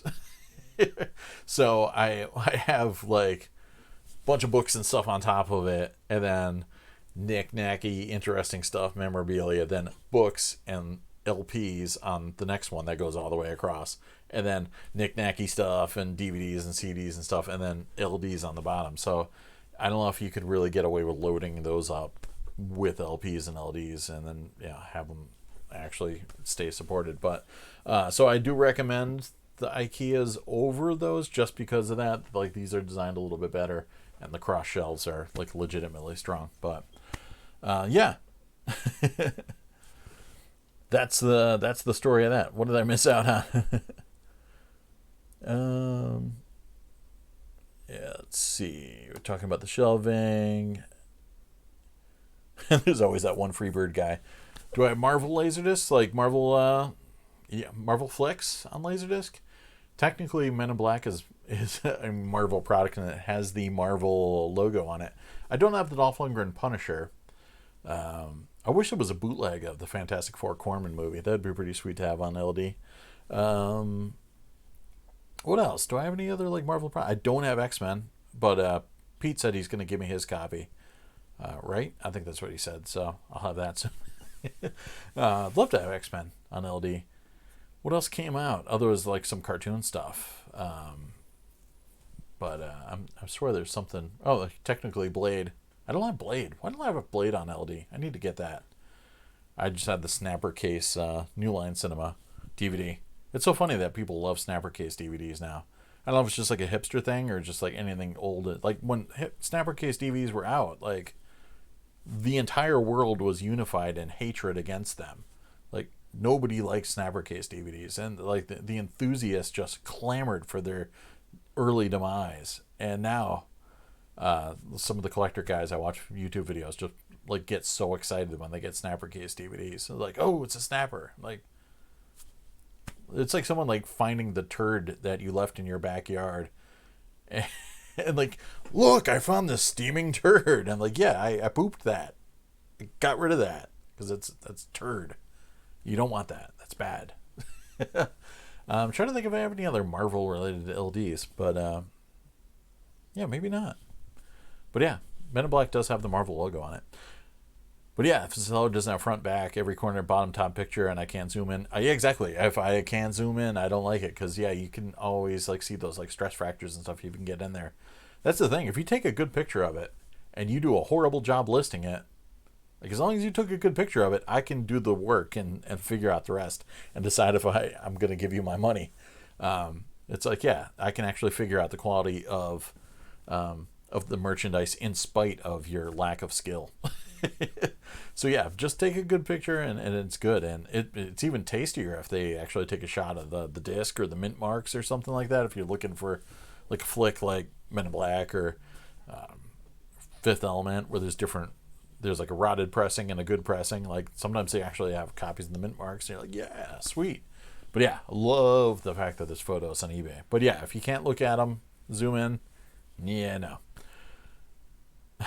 Yeah, often that ratio on the box isn't correct. I have a Jackie Brown DVD that says 2.35 to 1, even though it's 1.85 to 1. Goldfinger Blu-ray says 1. Yeah, and aspect ratios, people screw up all the time. There was something I saw that said it was scope recently, and it totally wasn't. There's the classic Evil Dead 2 Elite LaserDisc that says it came out in the 70s. It's like, this movie didn't come out in the 70s. Oh, yeah, Good Squid. I should have mentioned that before when somebody's talking about getting discs. I do get stuff from Kevin Kobos, aka the Good Squid, too, from Japan. There's some other ways you can get some Japanese discs too if you want to get into auction sites and proxy bidders and all that sort of thing too. But yeah, I love getting those packages in the mail. They've been bobbing on the ocean for a couple months. But yeah, Good Squid's always got a killer shop. He's got a store. It's like myshopify.com, I think it is, Good Squid, or goodsquid.myshopify.com. Check it out. And he's usually got a decent amount of cheap commons and then some cool like rarities, music discs, horror discs, all sorts of stuff. So he's got a decent stock of stuff at any given time. But yeah, Greg Cumming, Charlie Spooner, Paul Smith, Ross Carville, Australian LD crew. And I swear there's more too. No, yeah, X-Men is the 2000 flick, but it is ridiculously expensive because obviously it coming out in 2000, it was a late release and only released in Japan. You could still kind of find it for affordable amounts as compared to things like The Cell or Stigmata. So it's actually surprisingly it is feasible to get one. So yeah, Peter Biancardi's got one. I'd love to get it though, just because X-Men on LD, that'd be pretty cool. Yeah, right? Spencer also hated the snapper case. Now for nostalgia, we love the snapper case. Yep. Everything that sucked is cool again because of nostalgia. Blade Dolby Digital sounds fantastic. Yeah, I'm totally cool with just the Dolby Digital Blade. I don't even need the DTS one. Like, I mean, it'd be cool if I can find that DTS one, but I really need to get that. But yeah, it's weird. There's a bunch of stuff that I had already shifted over to DVD, late releases wise. So I had already like kind of invested myself in DVD. So I always thought of Blade as a DVD movie. But now that I kind of started recollecting LD, it's like, yeah, I really kind of want Blade on Laserdisc too. So, bunch of Woomy Poos in the house. Welcome aboard. And so maybe I'll get late release fever. Start picking up some more stuff. But it's weird because there's like U571. Like in my head, that's always going to be a DVD movie. I remember going to buy that the day it came out at Circuit City. And like it's DVD to me. Like American Beauty is like a DVD. I always picture the kind of gold bordering from the Universal DVDs with the let's say widescreen or whatever on there, the Universal logo. Like it's in my head, those are always going to be DVD products. So watching like a Laserdisc version is always going to be a little bit weird. Yes, Eraser Dolby Digital sounds great too. I recommend picking up the Japanese Eraser just because I showed that in one of my earlier videos. Is it hiding over here? Can I grab it? Is it right behind my head? It's probably right behind my head. Yeah. Break my neck if I try and get it. But yeah, it's got the cool European poster artwork on it, and it doesn't have laser rot, and it's got a killer Dolby Digital soundtrack because Warner was too cheap to do the Dolby licensing for the American LaserDisc. So yeah, and it's got a nice sturdy jacket and a sweet ass Obi strip. So I recommend that. What's the highest price you've seen for an average, easy to find LD? Let's see. The sky's the limit on eBay, and even some of the redonkulous sellers on LDDB. I mean, we've seen some stuff like recently where people wanting like hundreds of dollars for totally common things. Trying to think of like a killer example recently. But yeah, some people will want something like Blade Runner, Braveheart, stuff like that. Yeah, it's $30 to $150 depending on the knucklehead. And yeah, I've gone into stores sometimes and yeah, seen people that have looked on eBay and seen other crazy people that want tons of money for something instead of like actual sold prices, and just have total insane sticker prices on there. But yeah, if it's something super common and it's like $10, that's even like a deal breaker for me usually. If it's $5, I'm cool with paying $5 for a common, or $4 or something like that. But yeah, 10 and up, I'm done. All the early DVDs with gold rim packages, Dolby and DTS separate versions. Yeah, right. I had to buy the Saving Private Ryan DTS release. It was like a big thing.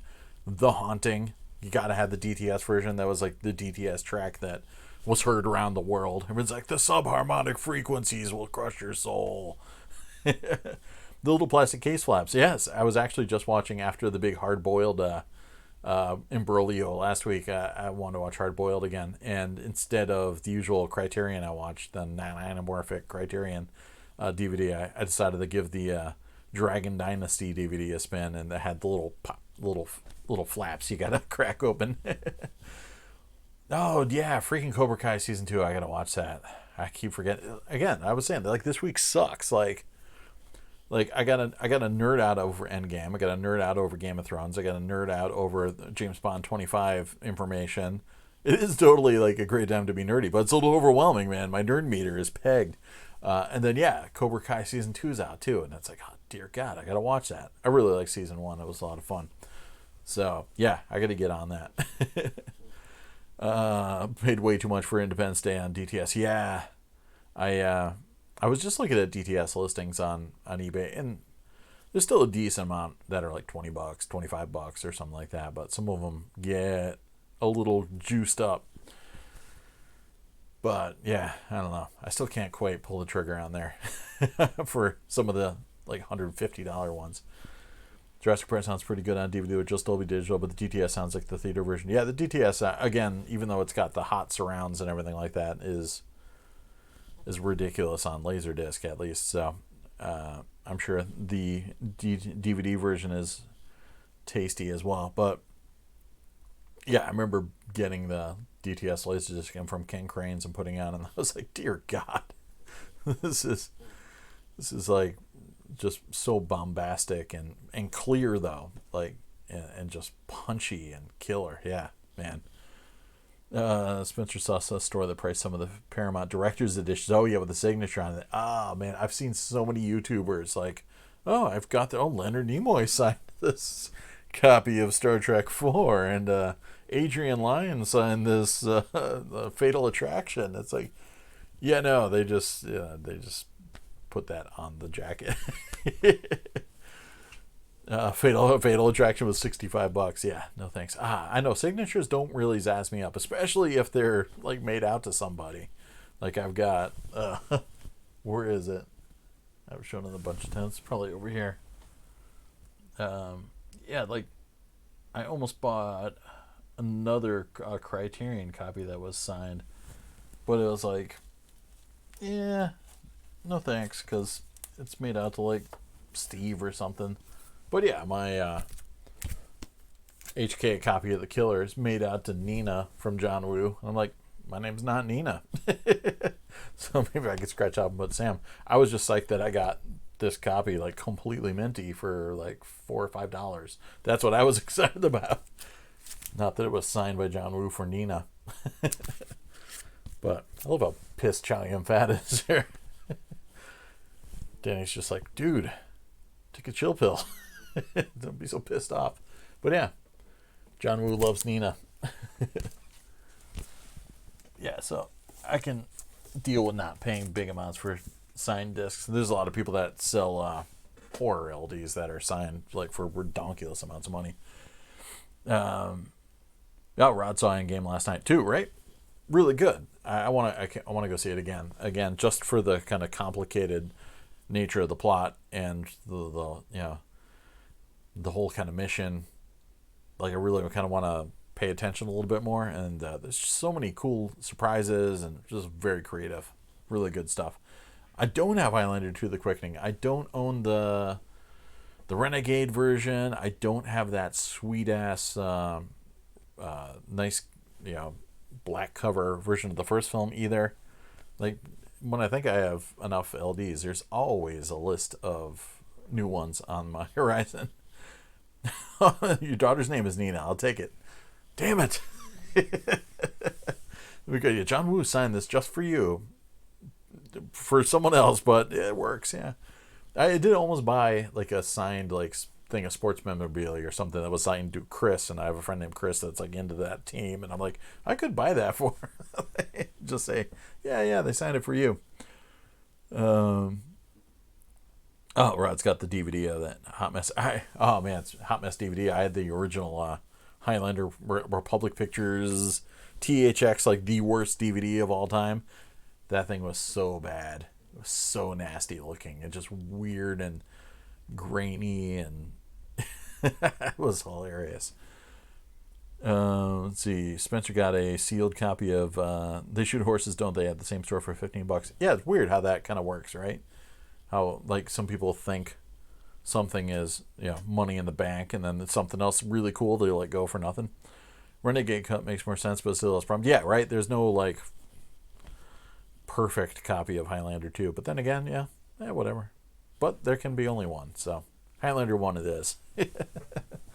Highlander's so much fun. The Kurgans, the man. I'm Candy. Of course you are. Just wagging his tongue at the nuns and everything.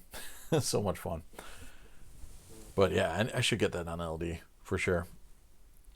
I was just thinking about how many like AC3 reissues I want to get on LD. There's still a lot of Japanese discs I want to get on LD. I need more wall space for sure. I need to get a bigger domicile. And maybe that guy's condo in Avon, Connecticut is empty now, and I can move in there with the floor-to-ceiling shelving. Put in all my LDs. Get like a rolling ladder or something so I can crawl up to the top. I don't envy some of the people that, like Maxine and the crew that actually run LD stores, the sheer amount of storage needed. And like, Ron from Laser Blazer out in California. There's a couple of East Coast guys, just thousands and thousands of discs. Like these things, I like that they're flat. And, they take up, but that 12-inch height, it adds up eventually. And if you're into import discs and all sorts of different kind of varieties, I mean, I guess I'm glad I only like widescreen things for the most part, because that helps narrow down the selection. If I was collecting all those early 80s releases too, damn, I would definitely need some more. Oh, Freddie showed up. What's going on? I gave you a shout earlier. I saw you in the Grant Morrison documentary that came out last year on YouTube. I was mad at first because like they had like a shot with like you were clearly like in the middle of a sentence explaining something, and then like it just like never cut back, and then later on they had like cut back to you, but I was like, come on, that can't be like the only tease of a conversation there. It was a cool documentary. Shouldn't McLeod have drowned, then come back to life over and over again when he's dumped in the lake? How was he infinite breathing? Yeah, it's true. Like you can't really think too hard about Highlander because it's just hot nonsense, I guess. But hey, it's got the Kurgan. At least the first one. It's got the director's cut Highlander LED. It's awesome. Yeah, right? It does look like it has that sick packaging. So, yeah, I got to get that. But yeah, I remember that DVD. Like, that was like when THX was called into question. It's funny. I was just thinking back, too, about the first time THX's fallibility was... Freddie, I was in there 3 seconds talking about fourth dimensional entities. Yeah, exactly. That was it. And I was like, he's clearly going to say some more stuff about this. But yeah, maybe not. But yeah, there's like, what was I talking about? Damn it. I lost my train of thought. Something about packaging. I don't know. Oh, THX. Yeah. When Stargate came out, they had like all sorts of audio problems with the non-AC3 track, like the PCM track. Like there was this like 30,000, 40,000 copies went out and had like this horrible like off-sync audio, and it went through every single stage of the THX certification process, and nobody caught that. Oh, Austin's got it figured out. So good. Somebody's got to figure it out. Yeah, no problem, man. I shouldn't have dropped shout out so early on in the game, because I know it. Yeah, takes people a little while to tune in.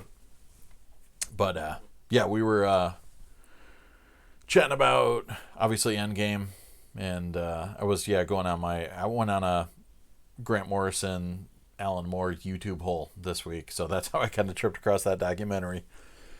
It was like starting with I think there was an Alan Moore radio interview that was pretty interesting, and then kind of went into some of his stand-up, or not stand-up, but spoken word appearances, and then that worked my way into the Grant Morrison documentary, and yeah, from there the YouTube hole kept getting deeper and deeper and deeper, and then I was making sigils, and next thing I know, I don't know what's going on.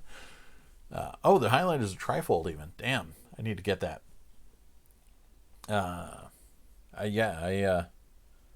Queen's soundtrack is what I like the most about Highlander. Yeah, I mean, untouchable. He shouldn't have infinite breath generating his lungs, so either no bubbles, or he should not need to breathe. Seems weird. Breathing gate. McLeod. What's the deal with this breathing? I need to watch the TV show again. It's been a while since I watched that. That was a guilty pleasure. It's fun stuff. I never watched the Mario Van Peebles, was it third one there? I remember that actually came to the theater, my art house theater, and I wanted to go check it out. But yeah, it's got like a little bit of a limited release, but I never did watch that. I should get that on LaserDisc. But yeah, my wife had never seen Highlander, so I think I watched it probably on DVD or something for the first time with her, and she's like, "How did I never see this thing before?" And TV series, yeah, they could die and come back to life. Like, there's a little bit of a reboot or respawn. Austin has been destroyed. The logic of it. I just go with it. Yeah, that's like me and David Lynch movies. I just go with it. Yeah, some of when the concept kind of fails. Like, if it's a good enough movie, you can give it that. Yeah, give it that benefit of the doubt. But yeah, again, like I was complaining about earlier, like so many people are already complaining about Endgame's, rules and it not following through on them. And I'm like, I need to watch it again a few more times before I can actually say that I agree with you on that, because I think I do kind of like the rules they set up, and they do seem to follow it pretty well. So, but people just like to complain like immediately before really thinking it through. So. Then again, it's sold out like probably for the rest of the weekend, so it's gonna be a while before I get to go see it again. But yeah, I love complicated, interesting concepts and sticking to them. Back to the Future being one where they don't stick to their own rules, which is a bit of a bummer. But it's so good that I just go with it. Yeah, Highlander 3 was R-rated on video, and the PG-13 just disappeared. Right? I remember that now. I did want to see it in the theater, but I just missed my chance. But yeah, that was like the big thing. It's R-rated on video. But then, like, and when that's the only choice, Yeah. No, we know you love Highlander. I mean, who doesn't love Highlander? It's Highlander, right? uh, yeah, it's good stuff. But yeah, it's some of those like weird little quirks or whatever. Like the more I love a movie, sometimes the weird little quirks are the ones that stick with you, and you're like, I love it in spite of this thing that makes no sense within it. Like I was talking to that one time about Die Hard, about the guy at the front desk. I always loved, oh, 4K's in the house. What's up, man?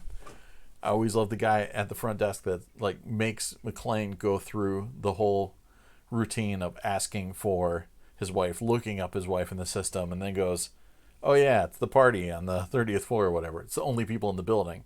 It's like, you could have led with that guy.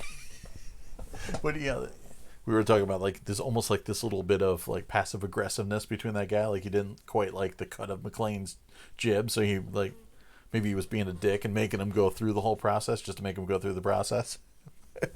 But it's like, yeah, you could just be like, you're probably here for the party because it's the only thing happening in the building and every other floor is closed or in construction. So just go up to the 30th floor or whatever.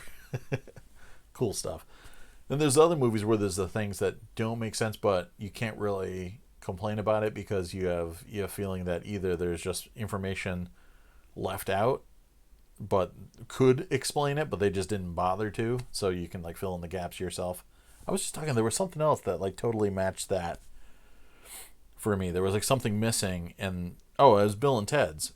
Because there was the end of Bill and Ted's Excellent Adventure, where they, spoiler alert, they go and do the big San Dimas High School history presentation, and they get there and there's this killer light show going on and like sound and all this stuff, and you're like, well, that's kind of ridiculous, and you can write it off as a bunch of nonsense, but it's like, oh, it's just a dumb comedy, whatever. So of course, it's one of those like cinema things where everything's super cool, but the reality of it is like who's running those lights and stuff. But at that point in the movie, they had already introduced the concept of, which I loved. I absolutely love the concept of, if you can think of something, you could reap the benefits of it immediately with the intention to later go back in time and make it happen. So if you want some keys to appear, just say, well, just remember to go back in time and put those keys right here, and then they're right there.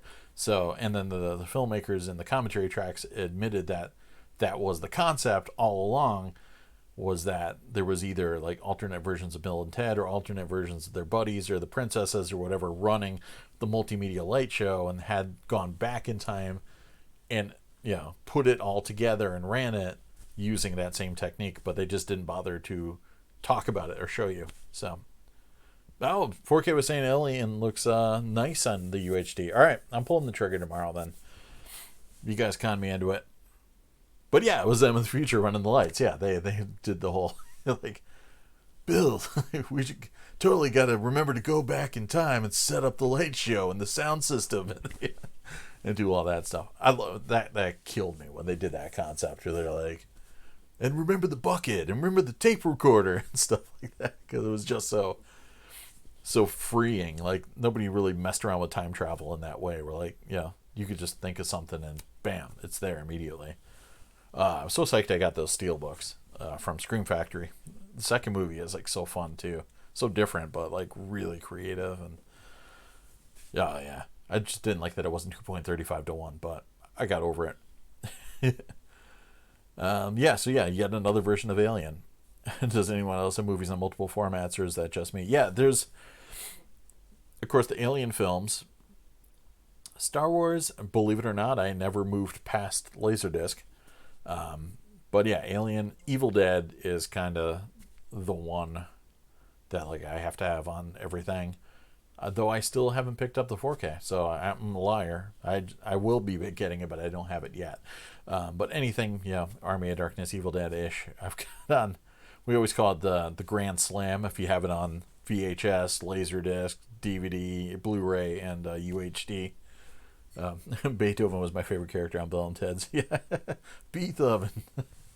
Love when he's jamming out. It's funny, I was listening to the commentary track, and the writers like actually don't like that part of the film. Like they didn't like all the jokes. I thought they were too broad or whatever. But I always loved that whole, the nonsense mall montage. Jane Weedland doing like robosizing as Joan of Arc, and Genghis Khan causing all sorts of trouble in the sporting goods store.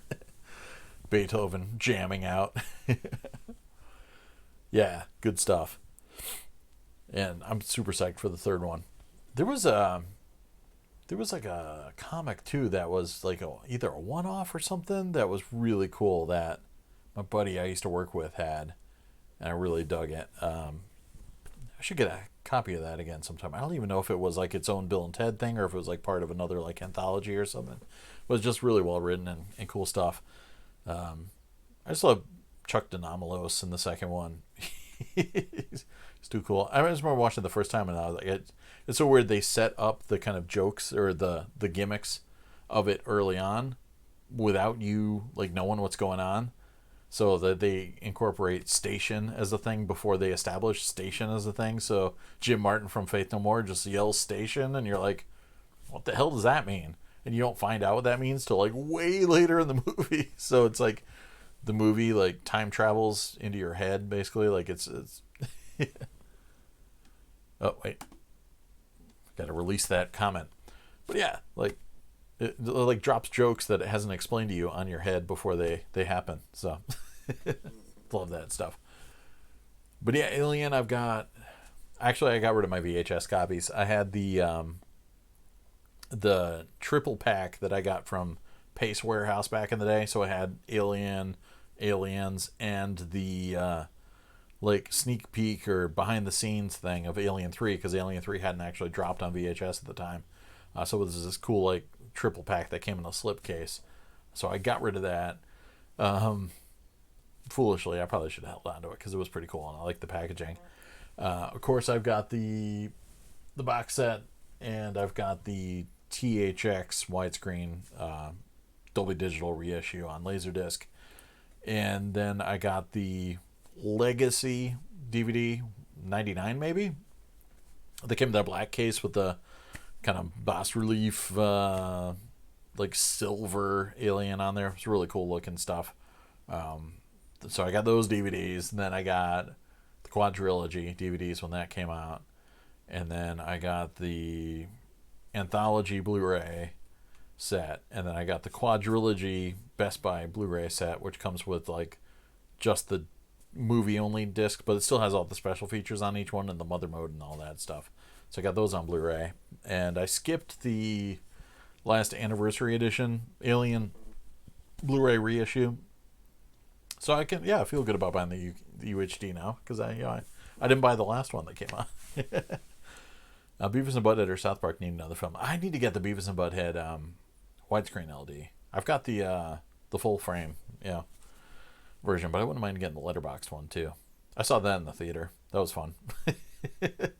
South Park, I'm really surprised they didn't do another South Park movie, because I really went over like gangbusters. I wouldn't mind having that on LD too, but it goes for ridiculous amounts of money right now, so probably not going to happen anytime soon. I haven't seen that in a while either. That was a lot of fun. But yeah, I'm really surprised they never got around to making another movie. Too bad they didn't make a princess movie. That would have blown everyone's minds. That's the one thing that is a bit of a bummer. Since I cut cable, I don't have Comedy Central anymore, and I haven't seen South Park in years. And I don't have any streaming services, I think, that have it. So I'm well out of the loop. So I do miss watching South Park. 4K throwing in some love for the Hateful Eight 4K extended cut. So all right, more stuff I gotta buy. Excellent to hear. But yeah, good to hear about Alien. Like, I've been reading the discussions about the discussions on Blu-ray.com, and I think I caught like the first page or two on Blu-ray.com, and then like the last page or two, which is like page 199 and 200, and it's so funny because there's this like split between film or video reviewers now, and like the forum people, or the people that are so into screen caps and dissecting every last part of every release. And technically the reviewers aren't doing it wrong.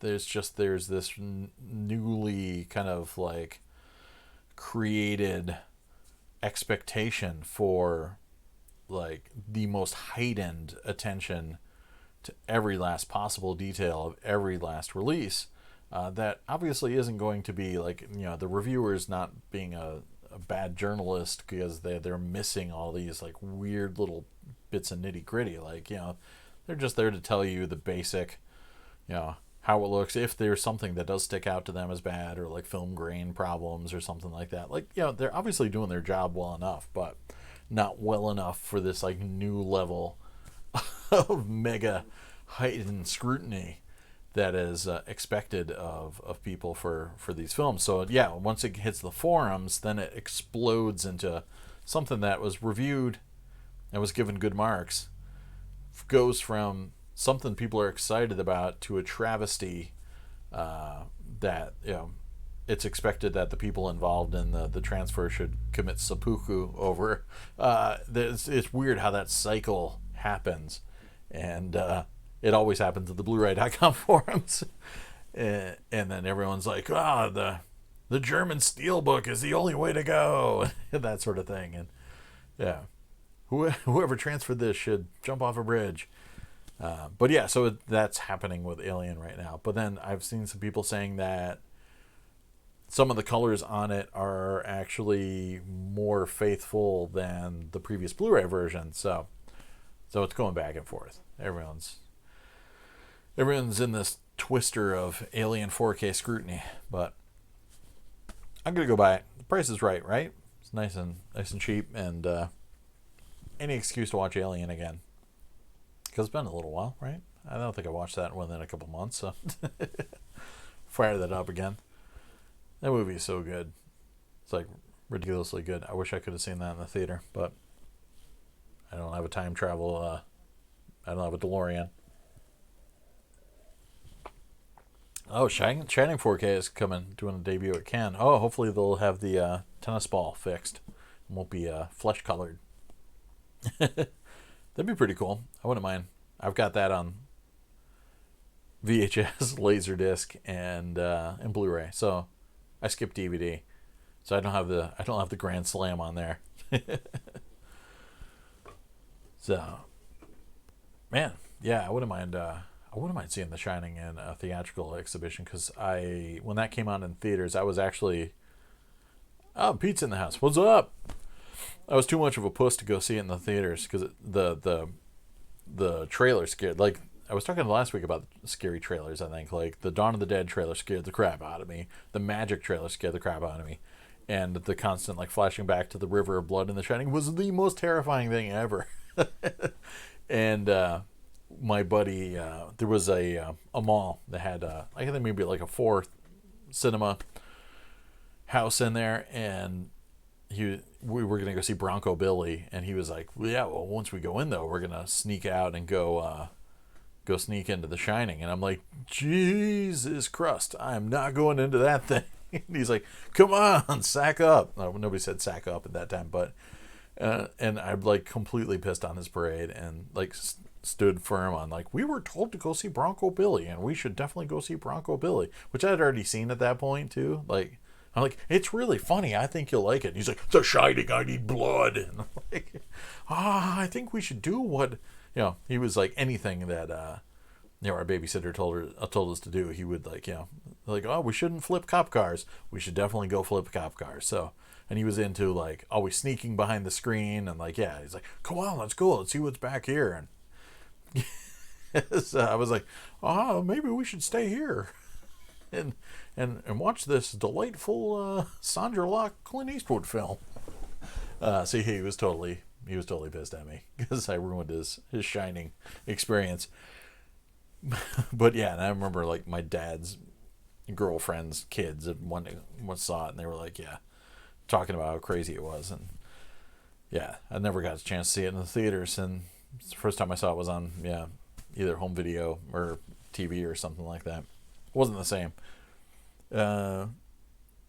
Spencer was saying he like some of the reviewers online, some great posters in the Blu-ray forums. Yeah, right. Yeah, there's some people that actually have legitimate information and know what they're talking about. And then some people are just causing problems. Pete's asking what we've been talking about. A little bit of everything. Obviously, some can't really talk much Endgame, but talked a little bit about that. Talked about I caught a Long Shot, which is pretty funny. Seth Rogen flick. Talked about rewatching Steven Soderbergh's Kafka this week and how I still love that film, even though it's generally trodden upon critically. And then, yeah, we got into some Kubrick stuff, some aspect ratio stuff. And then, yeah, I showed off some LDs I got. I can do an Endgame like late in the night recap in case anybody missed the LDs I got before. But Vincent Onorati threw Scream 2 at me. And the director's cut kind of thing, special edition of Independence Day. That came out in 98 on LaserDisc. And Affleck being the bomb, and Phantoms, and the craptastic sequel that was Escape from LA. Widescreen edition, Dolby Digital. So I'm looking forward to cranking that up and watching some horrible CGI effects. Pete watched original Pet Sematary again. I really like that. That's funny, my wife didn't like that film. Yeah, I saw it. Yeah, it's really sad, right? I mean, there was a period when I was really kind of getting into, I was a bit of like a emotional teen, a teenage girl into my Lost Boys and stuff like that. But I was really getting into stuff that was like kind of like emotionally powerful and stuff, and just the kind of intensity of Dale Midkiff's grieving and stuff like that. So yeah, really kind of hit home with me. I don't know. I was just really kind of into the energy of it and his performance and Fred Gwynn and just his voice and everything like that. It was so cool. Yeah, that flick really satisfied me at the time. And I remember I'd read the book and I wasn't really too disappointed in the changes made or anything like that. And I thought Gage was pretty damn creepy. The flashbacks with the sister were terrifying, especially like the bit where it's like she's like across the room and then it seems like almost like within an instant she's impossibly like in your face. Scared the crap out of me. It was just like nightmare fuel, man. Machu Wumifoo is also Sam. Any Sam is a cool Sam. It's good to have some Sams involved. Yeah, the Shining Twins, man. Freaking terrifying. Come hang out with us, Danny. We'll play some Cannibal Corpse together, Danny. Let's see. Umbrella Entertainment Razorback Blu-ray, if you can track it down, contains a lost VHS cut. Remembering. Oh, nice. Yeah, Russell McKay action. I might have to look into that. I'll see if we can get that at the archive next time I go down there. Yeah, I should get some more Mulcahy stuff. Shining Kubrick films in general dominate in theaters in a way they can't happen. Yeah, I mean, I've been lucky enough to see Clockwork Orange in theaters. I've seen Doctor Strangelove on 35. Haven't seen Spartacus. Haven't seen Barry Lyndon or any of the older stuff like Lolita or Paths of Glory, obviously, and all his old stuff I hadn't seen. But yeah, I did catch Clockwork Orange, Full Metal Jacket, and no, I don't think I did see a Full Metal Jacket in theaters either. So 2001 I've seen a butt ton of times, different versions and digital presentations and 70 millimeter and 35 I think, but yeah, varying degrees of quality. Yeah, I'll have to check out that Razorback though. Get that. Melinda was asking my thoughts on Disney confirming when the new Disney Plus service goes live that there are going to be some censoring of older titles. Oh, you're trying to open that can of worms. That was on the LDF forums that turned into a big pile of hullabaloo. Yeah, there was. I don't even know what my thoughts are on it, just because I was spinning from those. I mean, I guess it's their prerogative as a content provider to censor their stuff. I mean, it's always a bit of a bummer when somebody does that, like when Blockbuster was going to censor the videos they had. But I know Sean's position was that it's Disney that's Disney product that they're censoring, so they're self-censoring, so it's okay. But yeah, I don't know. I mean, I guess I'd rather have, if it is something that's kind of like, whoa, that's a hot mess. I'd rather have it presented as is with some sort of context and maybe like yeah, old racist Walt hour or something at the end of the night, and have some sort of commentator, get Ben Mankiewicz or something there to kind of walk you through the context of the history of it, and all that. And it's like, if the film is that, like, if it's dated that poorly, and if it's kind of take on on either racism or anything else that's just makes it stick out like a sore thumb now, if it doesn't work, like, I don't know, just kick it to the curb. Like, if it, like, I don't think the importance of the movie is like for kids. Like, I don't think it's that important for kids to see the fun aspect of this movie if it's considered that dated or that offensive or anything like that. I'd rather just see it presented unedited with some sort of like here's the deal, here's why this film was like this, here's what it meant to audiences at the time or whatever. But so if it's outgrown its usefulness as delightful children's entertainment, so be it. Like, yeah, don't. So I think the idea is like, oh, we'll censor it and then it'll be family friendly entertainment. But yeah, maybe if it's in need of censoring, it's outlived its shelf life as that piece of delightful family entertainment. So now it's like sitting in this interesting piece of curiosity that was delightful family entertainment that is now kind of grown a little bit into a cringeworthy territory. So yeah, have it available in a different context. So yeah, I mean, I don't know. I don't think the kids will be that disappointed if they're going to miss out on these flicks. Like, and then you're like, I need to show my kid this super racist Disney cartoon. Like, I don't know. Like, yeah, just have it unedited. It's funny. We watched Peter Pan recently, and yeah, although the entire scene with the Native Americans was like, we're like, me and my wife were looking at each other. It's funny watching Holiday Inn recently during the Abraham Lincoln's birthday scenes. We're just looking at each other like, holy crap, this movie. And then the same thing with Peter Pan. We're like, wow, this is pretty on the nose, and not even remotely like cool with its depictions of Native Americans. Is just total stereotypes. And but yeah, I mean, but it is what it is. It was created that at a certain period in time, and like, I don't know, if you just like trim out that scene and just have it as without, like, I don't know, it's all or nothing, I guess. But like, and then but provide the all with some sort of context. So there you go. We opened the rabbit hole. that's my position, if there is a position on that. Yeah, don't bother censoring them. But yeah, Disney started revisionism full on in '94. So that's what Spencer was saying. Favorite Soderbergh film? Yeah, that's tough, because I was talking before about how he's so all over the map. Like, I've really enjoyed some of his more, like kind of experimental things where he's stretching his legs a little bit more. Like, yeah, I love that he followed up Sex, Lies, and Videotape with Kafka. Traffic was really good too. I love that.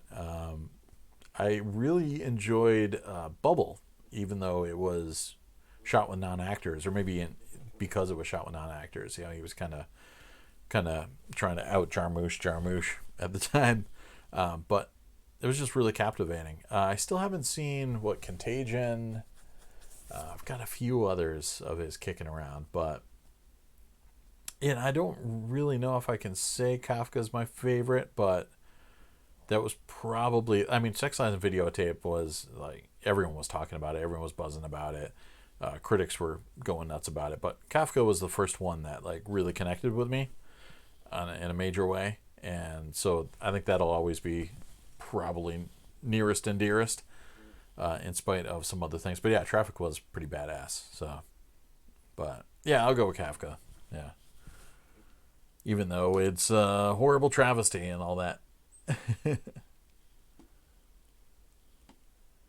So you gotta love those 84 LDs. Yeah, gotta keep getting them. I've got 3. Well, I've got multiple copies of the American one at work and one here. But yeah, Spencer was talking about Disney LDs being staggeringly important, even if each title isn't perfect. Yeah, because I mean, because they keep messing with colors and small little details over time. There's some good YouTube videos kind of showing the differences through each incarnation and how far some of the Blu-rays are from the original version. So yeah, I definitely whenever I get a Disney release on LD, I hold on to it just for that. Yeah, Fantasia's all over the place, and Moiki loves box set copies of it. I still don't have that. The box set, that and Dances with Wolves, the box set that doesn't fit in anybody's shelves. Toy Story is on the edge too. It's just too damn big. Yeah, I don't have the Pinocchio box set either. I do have the Pinocchio like single disc CLV version. Logan Lucky was fun. That was a lot of fun. Just because it wasn't about like, oh, these guys are from the South. I wasn't feeding into that whole kind of stereotype of, oh, they got a funny accent and they're just a bunch of dumb knuckleheads or something. Like, they were like, it was actually cool seeing smart guys with an accent, a Southern accent, and being allowed to be still fun and funny, but being super freaking competent. It was cool. I like that a lot. Let's see what else we got going on here. Disney box sets. Yeah, I've got Cinderella. I got the Japanese Beauty and the Beast. What else? Japanese Lion King. Nightmare Before Christmas. And boom, Tron, Snow White. And then I've got like Mary Poppins and single disc Beauty and the Beast. Beauty and the Beast. The work print, or the whatever the heck, the work in progress version. I got Bambi, Pinocchio, Lady and the Tramp. There's like 2 different aspect ratios. I got the, I think 1.33 to 1 Lady and the Tramp, courtesy of Moiki. Thanks, Moiki. And a few other things. So I'll have to keep grabbing them as I can go. Yeah, their box sets are killer. I need to get the rest of the 90s releases too, because I don't have Hunchback, I don't have Pocahontas, I don't have Tarzan. Yeah, so I gotta get on that. More laser discs. Yeah, Letterboxd Raiders of the Lost Ark is. I mentioned before, I do like the DVD copy that came out in 2004 or whatever, in the box set that my wife bought me for Christmas that year. Thanks, wife. But yeah, man, Raiders on LD looks badass, and I do like the. Do I have it over here? Yeah, it's probably down there. Or over here. I do like the American one better than the box set is sweet, the Japanese box set, but I do like the American LDs. They look fantastic. So yeah, I got no problem keeping those and kicking the Blu-ray to the curb for the time being. I was just talking about how that movie was such an event. Lining up around the block. Back in the day, like when the 99-cent theaters, the second run theaters, would still have lines. It was cool, like, because a movie like Star Wars or something, or any given Star Trek movie would come out, and you'd stand in a line, sometimes freezing your ass off if you're in New England, and it would wrap around the entire megaplex. It's amazing, like just seeing Endgame the other day, how well megaplexes are organized nowadays compared to back in the day. Yeah, you'd stand in one stupid line all around the block, and then a movie would play for a long time, and then you'd go see it in the 99-cent theater, and the line would be around the block again, because there was like people that just did not go to first run cinemas, so everything old was new again, and it was cool. I mean, it sucked standing in line, freezing your butt off trying to get into Raiders of the Lost Ark, but definitely stands out in my memory. Jaws DVD, yeah. I mean, I am pretty cool with watching my DTS Jaws DVD. Again, it looks really good on LD too. The box set is tasty looking. Yeah, the Indiana Jones Japanese box I love more for the packaging and the bonus disc. It's nice having the bonus making of disc in there, and just the overall look of it and everything. But Last Crusade in particular, yeah, I think it looks better on the US pressing. But I mean, just the whole kind of faux leather-bound book kind of look to it. It's too cool. Awesome stuff. Man, I wish the Indiana Jones series had been able to become the James Bond series it was intended to become. So many cool Indiana Jones movies that should have been that never were. Yeah, Sam said Jaws looks good on every format I've ever owned. Yeah, I don't have the old DiscoVision release, but the oldest one I have is is it Reachable?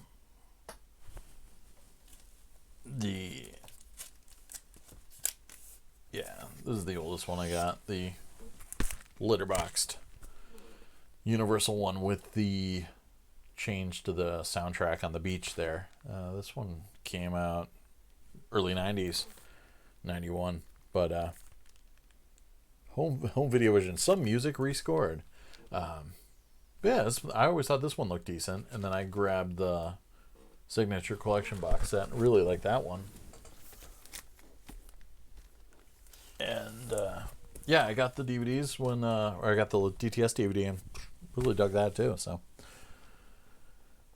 Japanese box sets only for the cool guys, and there's a lot more too. The guys I hang out with, they've got some ridiculous Japanese box sets. I can't even begin to light a candle to their collection. But someday, again too, it's like I'm wary of getting so many box sets that I don't know where to put them. But I guess that's a good problem to have.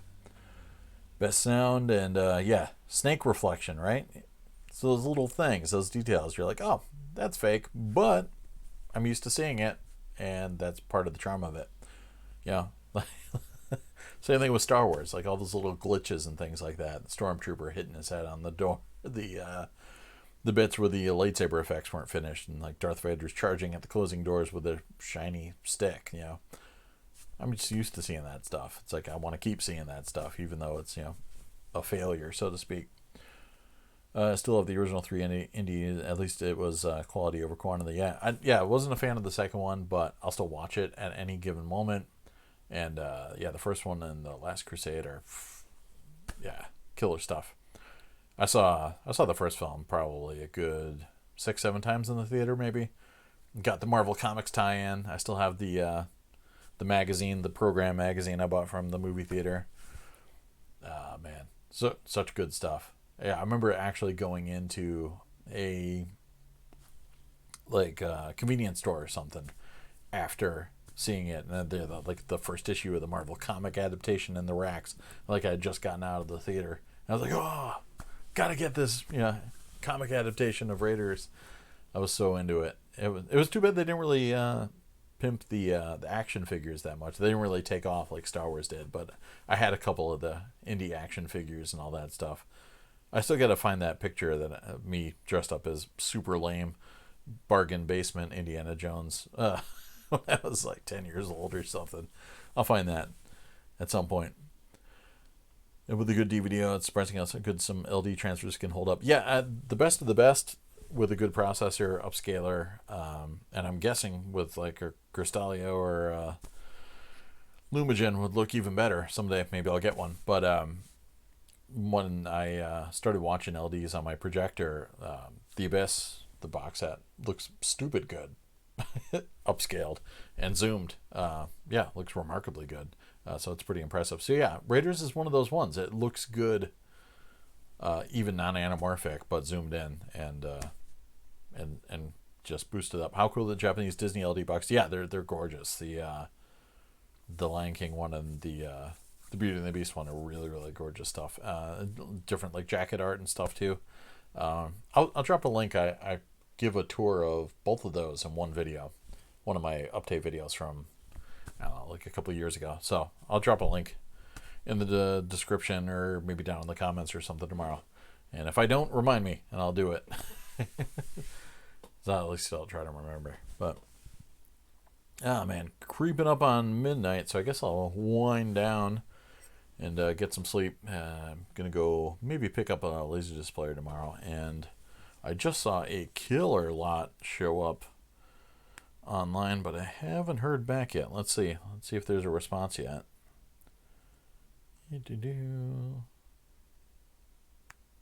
Ooh, there is a response. Ooh, gonna get. Ooh. It looks like a little bit more complicated, unfortunately, but I'm going in. All right. All right, I'll get on that. Oh yeah, 4K mentioned the Godzilla, Japanese Godzilla box sets. That's the goal is to get the Twin Peaks Japanese box sets. I want to get those, and I'd love to get all those Godzilla sets.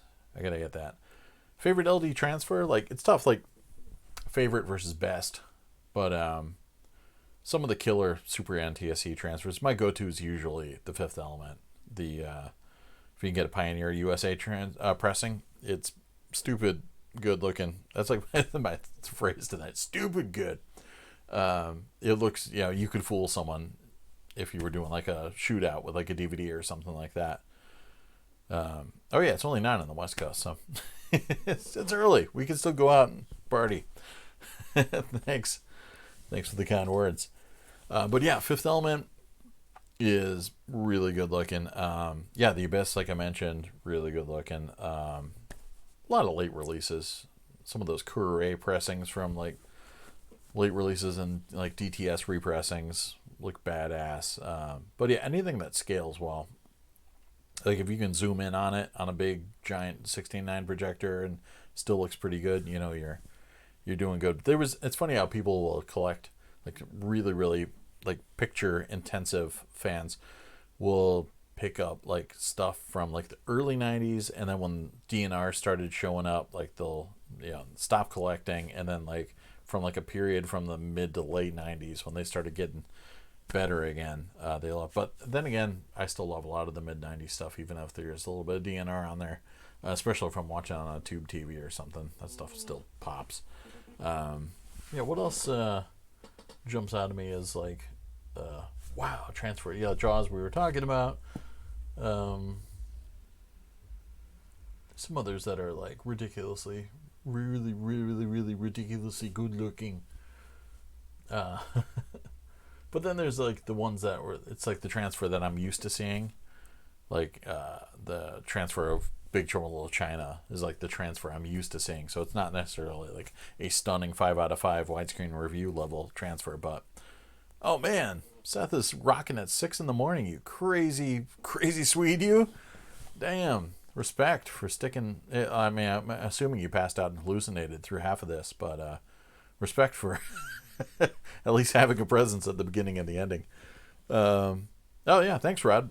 Glad you dug it out. It's mid-afternoon in Australia. Nice. It's a good time. You still got the rest of the afternoon and the evening ahead of you. So go check out Endgame for like the 5th time or something. Yeah, my friend Paul's already seen it twice. Yeah, Raiders in 4K. I'll buy it for sure. I wouldn't mind giving it a shot for sure. And then I'll go on Blu-ray.com and everyone will tear it apart.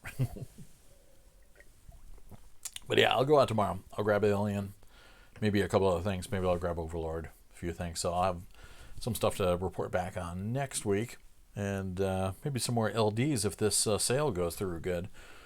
Cross my fingers. I think the woman was saying like they're doing like a pre like thing. I don't know. They're trying to build up a bidding war, I think. So it might not pay off at all. And I think they were saying they're like doing like this pre thing for a tag sale later. Oh, it sounds a little too complicated for my liking. I just want to go and buy a bunch of LDs. But do people really love the Japanese blue LD of Evil Dead? No, I don't have it. The original Herald videogram, and people do love it. I'm very, very skeptical of it, because not all the people, but some of the people that do love it also are the people that are misinformed about a lot of other things and think that films were not mad at like widescreen ratios in cinemas, and they're the same people that get so angry when films are presented in their original aspect ratio on Blu-ray, and they think that it's cropped, it should be 1.33 to 1, and you should see the boom mics and all that stuff. Like, that's how it's supposed to be. And then you say, well, it was shown in theaters, and it was filmed and composed to be matted at a widescreen ratio. So it's like those kind of people that love the Evil Dead Blue version. But yeah, some people say it's it's the real version, it's the way it looks. But on the flip side, you could say that every version that either Sam Raimi or Bruce Campbell has supervised, none of them look blue like that. But then on the flip side, you can say that they also supervised that atrocious 1.85 to 1 version that cuts off super important bits of the frame on Evil Dead, like the floating Band-Aid that makes the joke, and the blood in the floor of the fruit cellar. So it goes back and forth. But I'm pretty skeptical of the blue Evil Dead LaserDisc being the way it's supposed to look. I much prefer the Elite Entertainment Evil Dead LaserDiscs. That's my bread and butter, and the Elite DVD I actually like a lot too. But I'm gonna get it eventually, just because Evil Dead, gotta have it. It's got a cool corner Obi strip, and why not? Tomorrow Never Dies.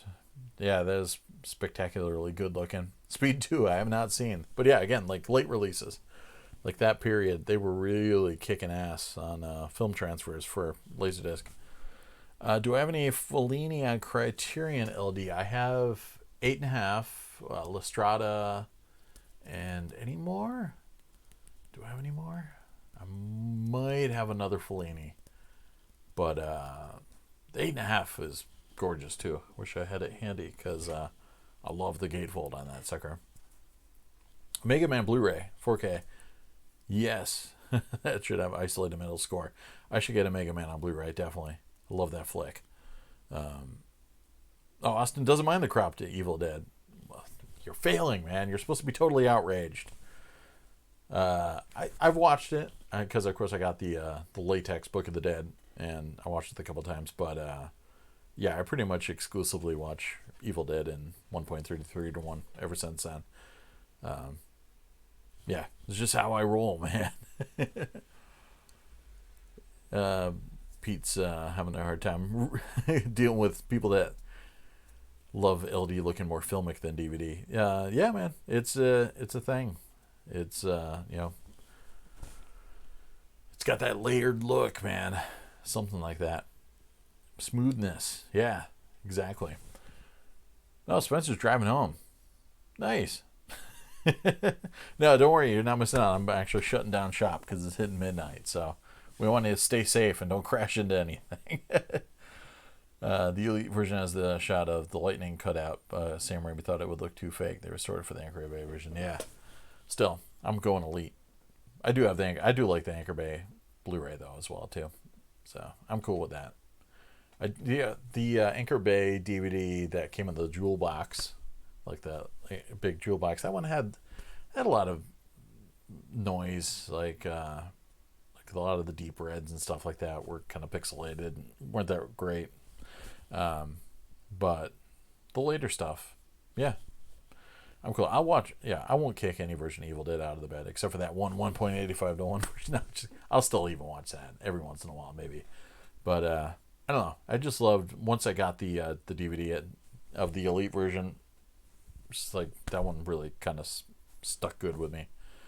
Cheers, Freddie. Yeah, good night to you as well. And hopefully everybody has a delightful weekend. Again, plenty of stuff to nerd out on. And Game of Thrones is going to have a killer episode on Sunday night.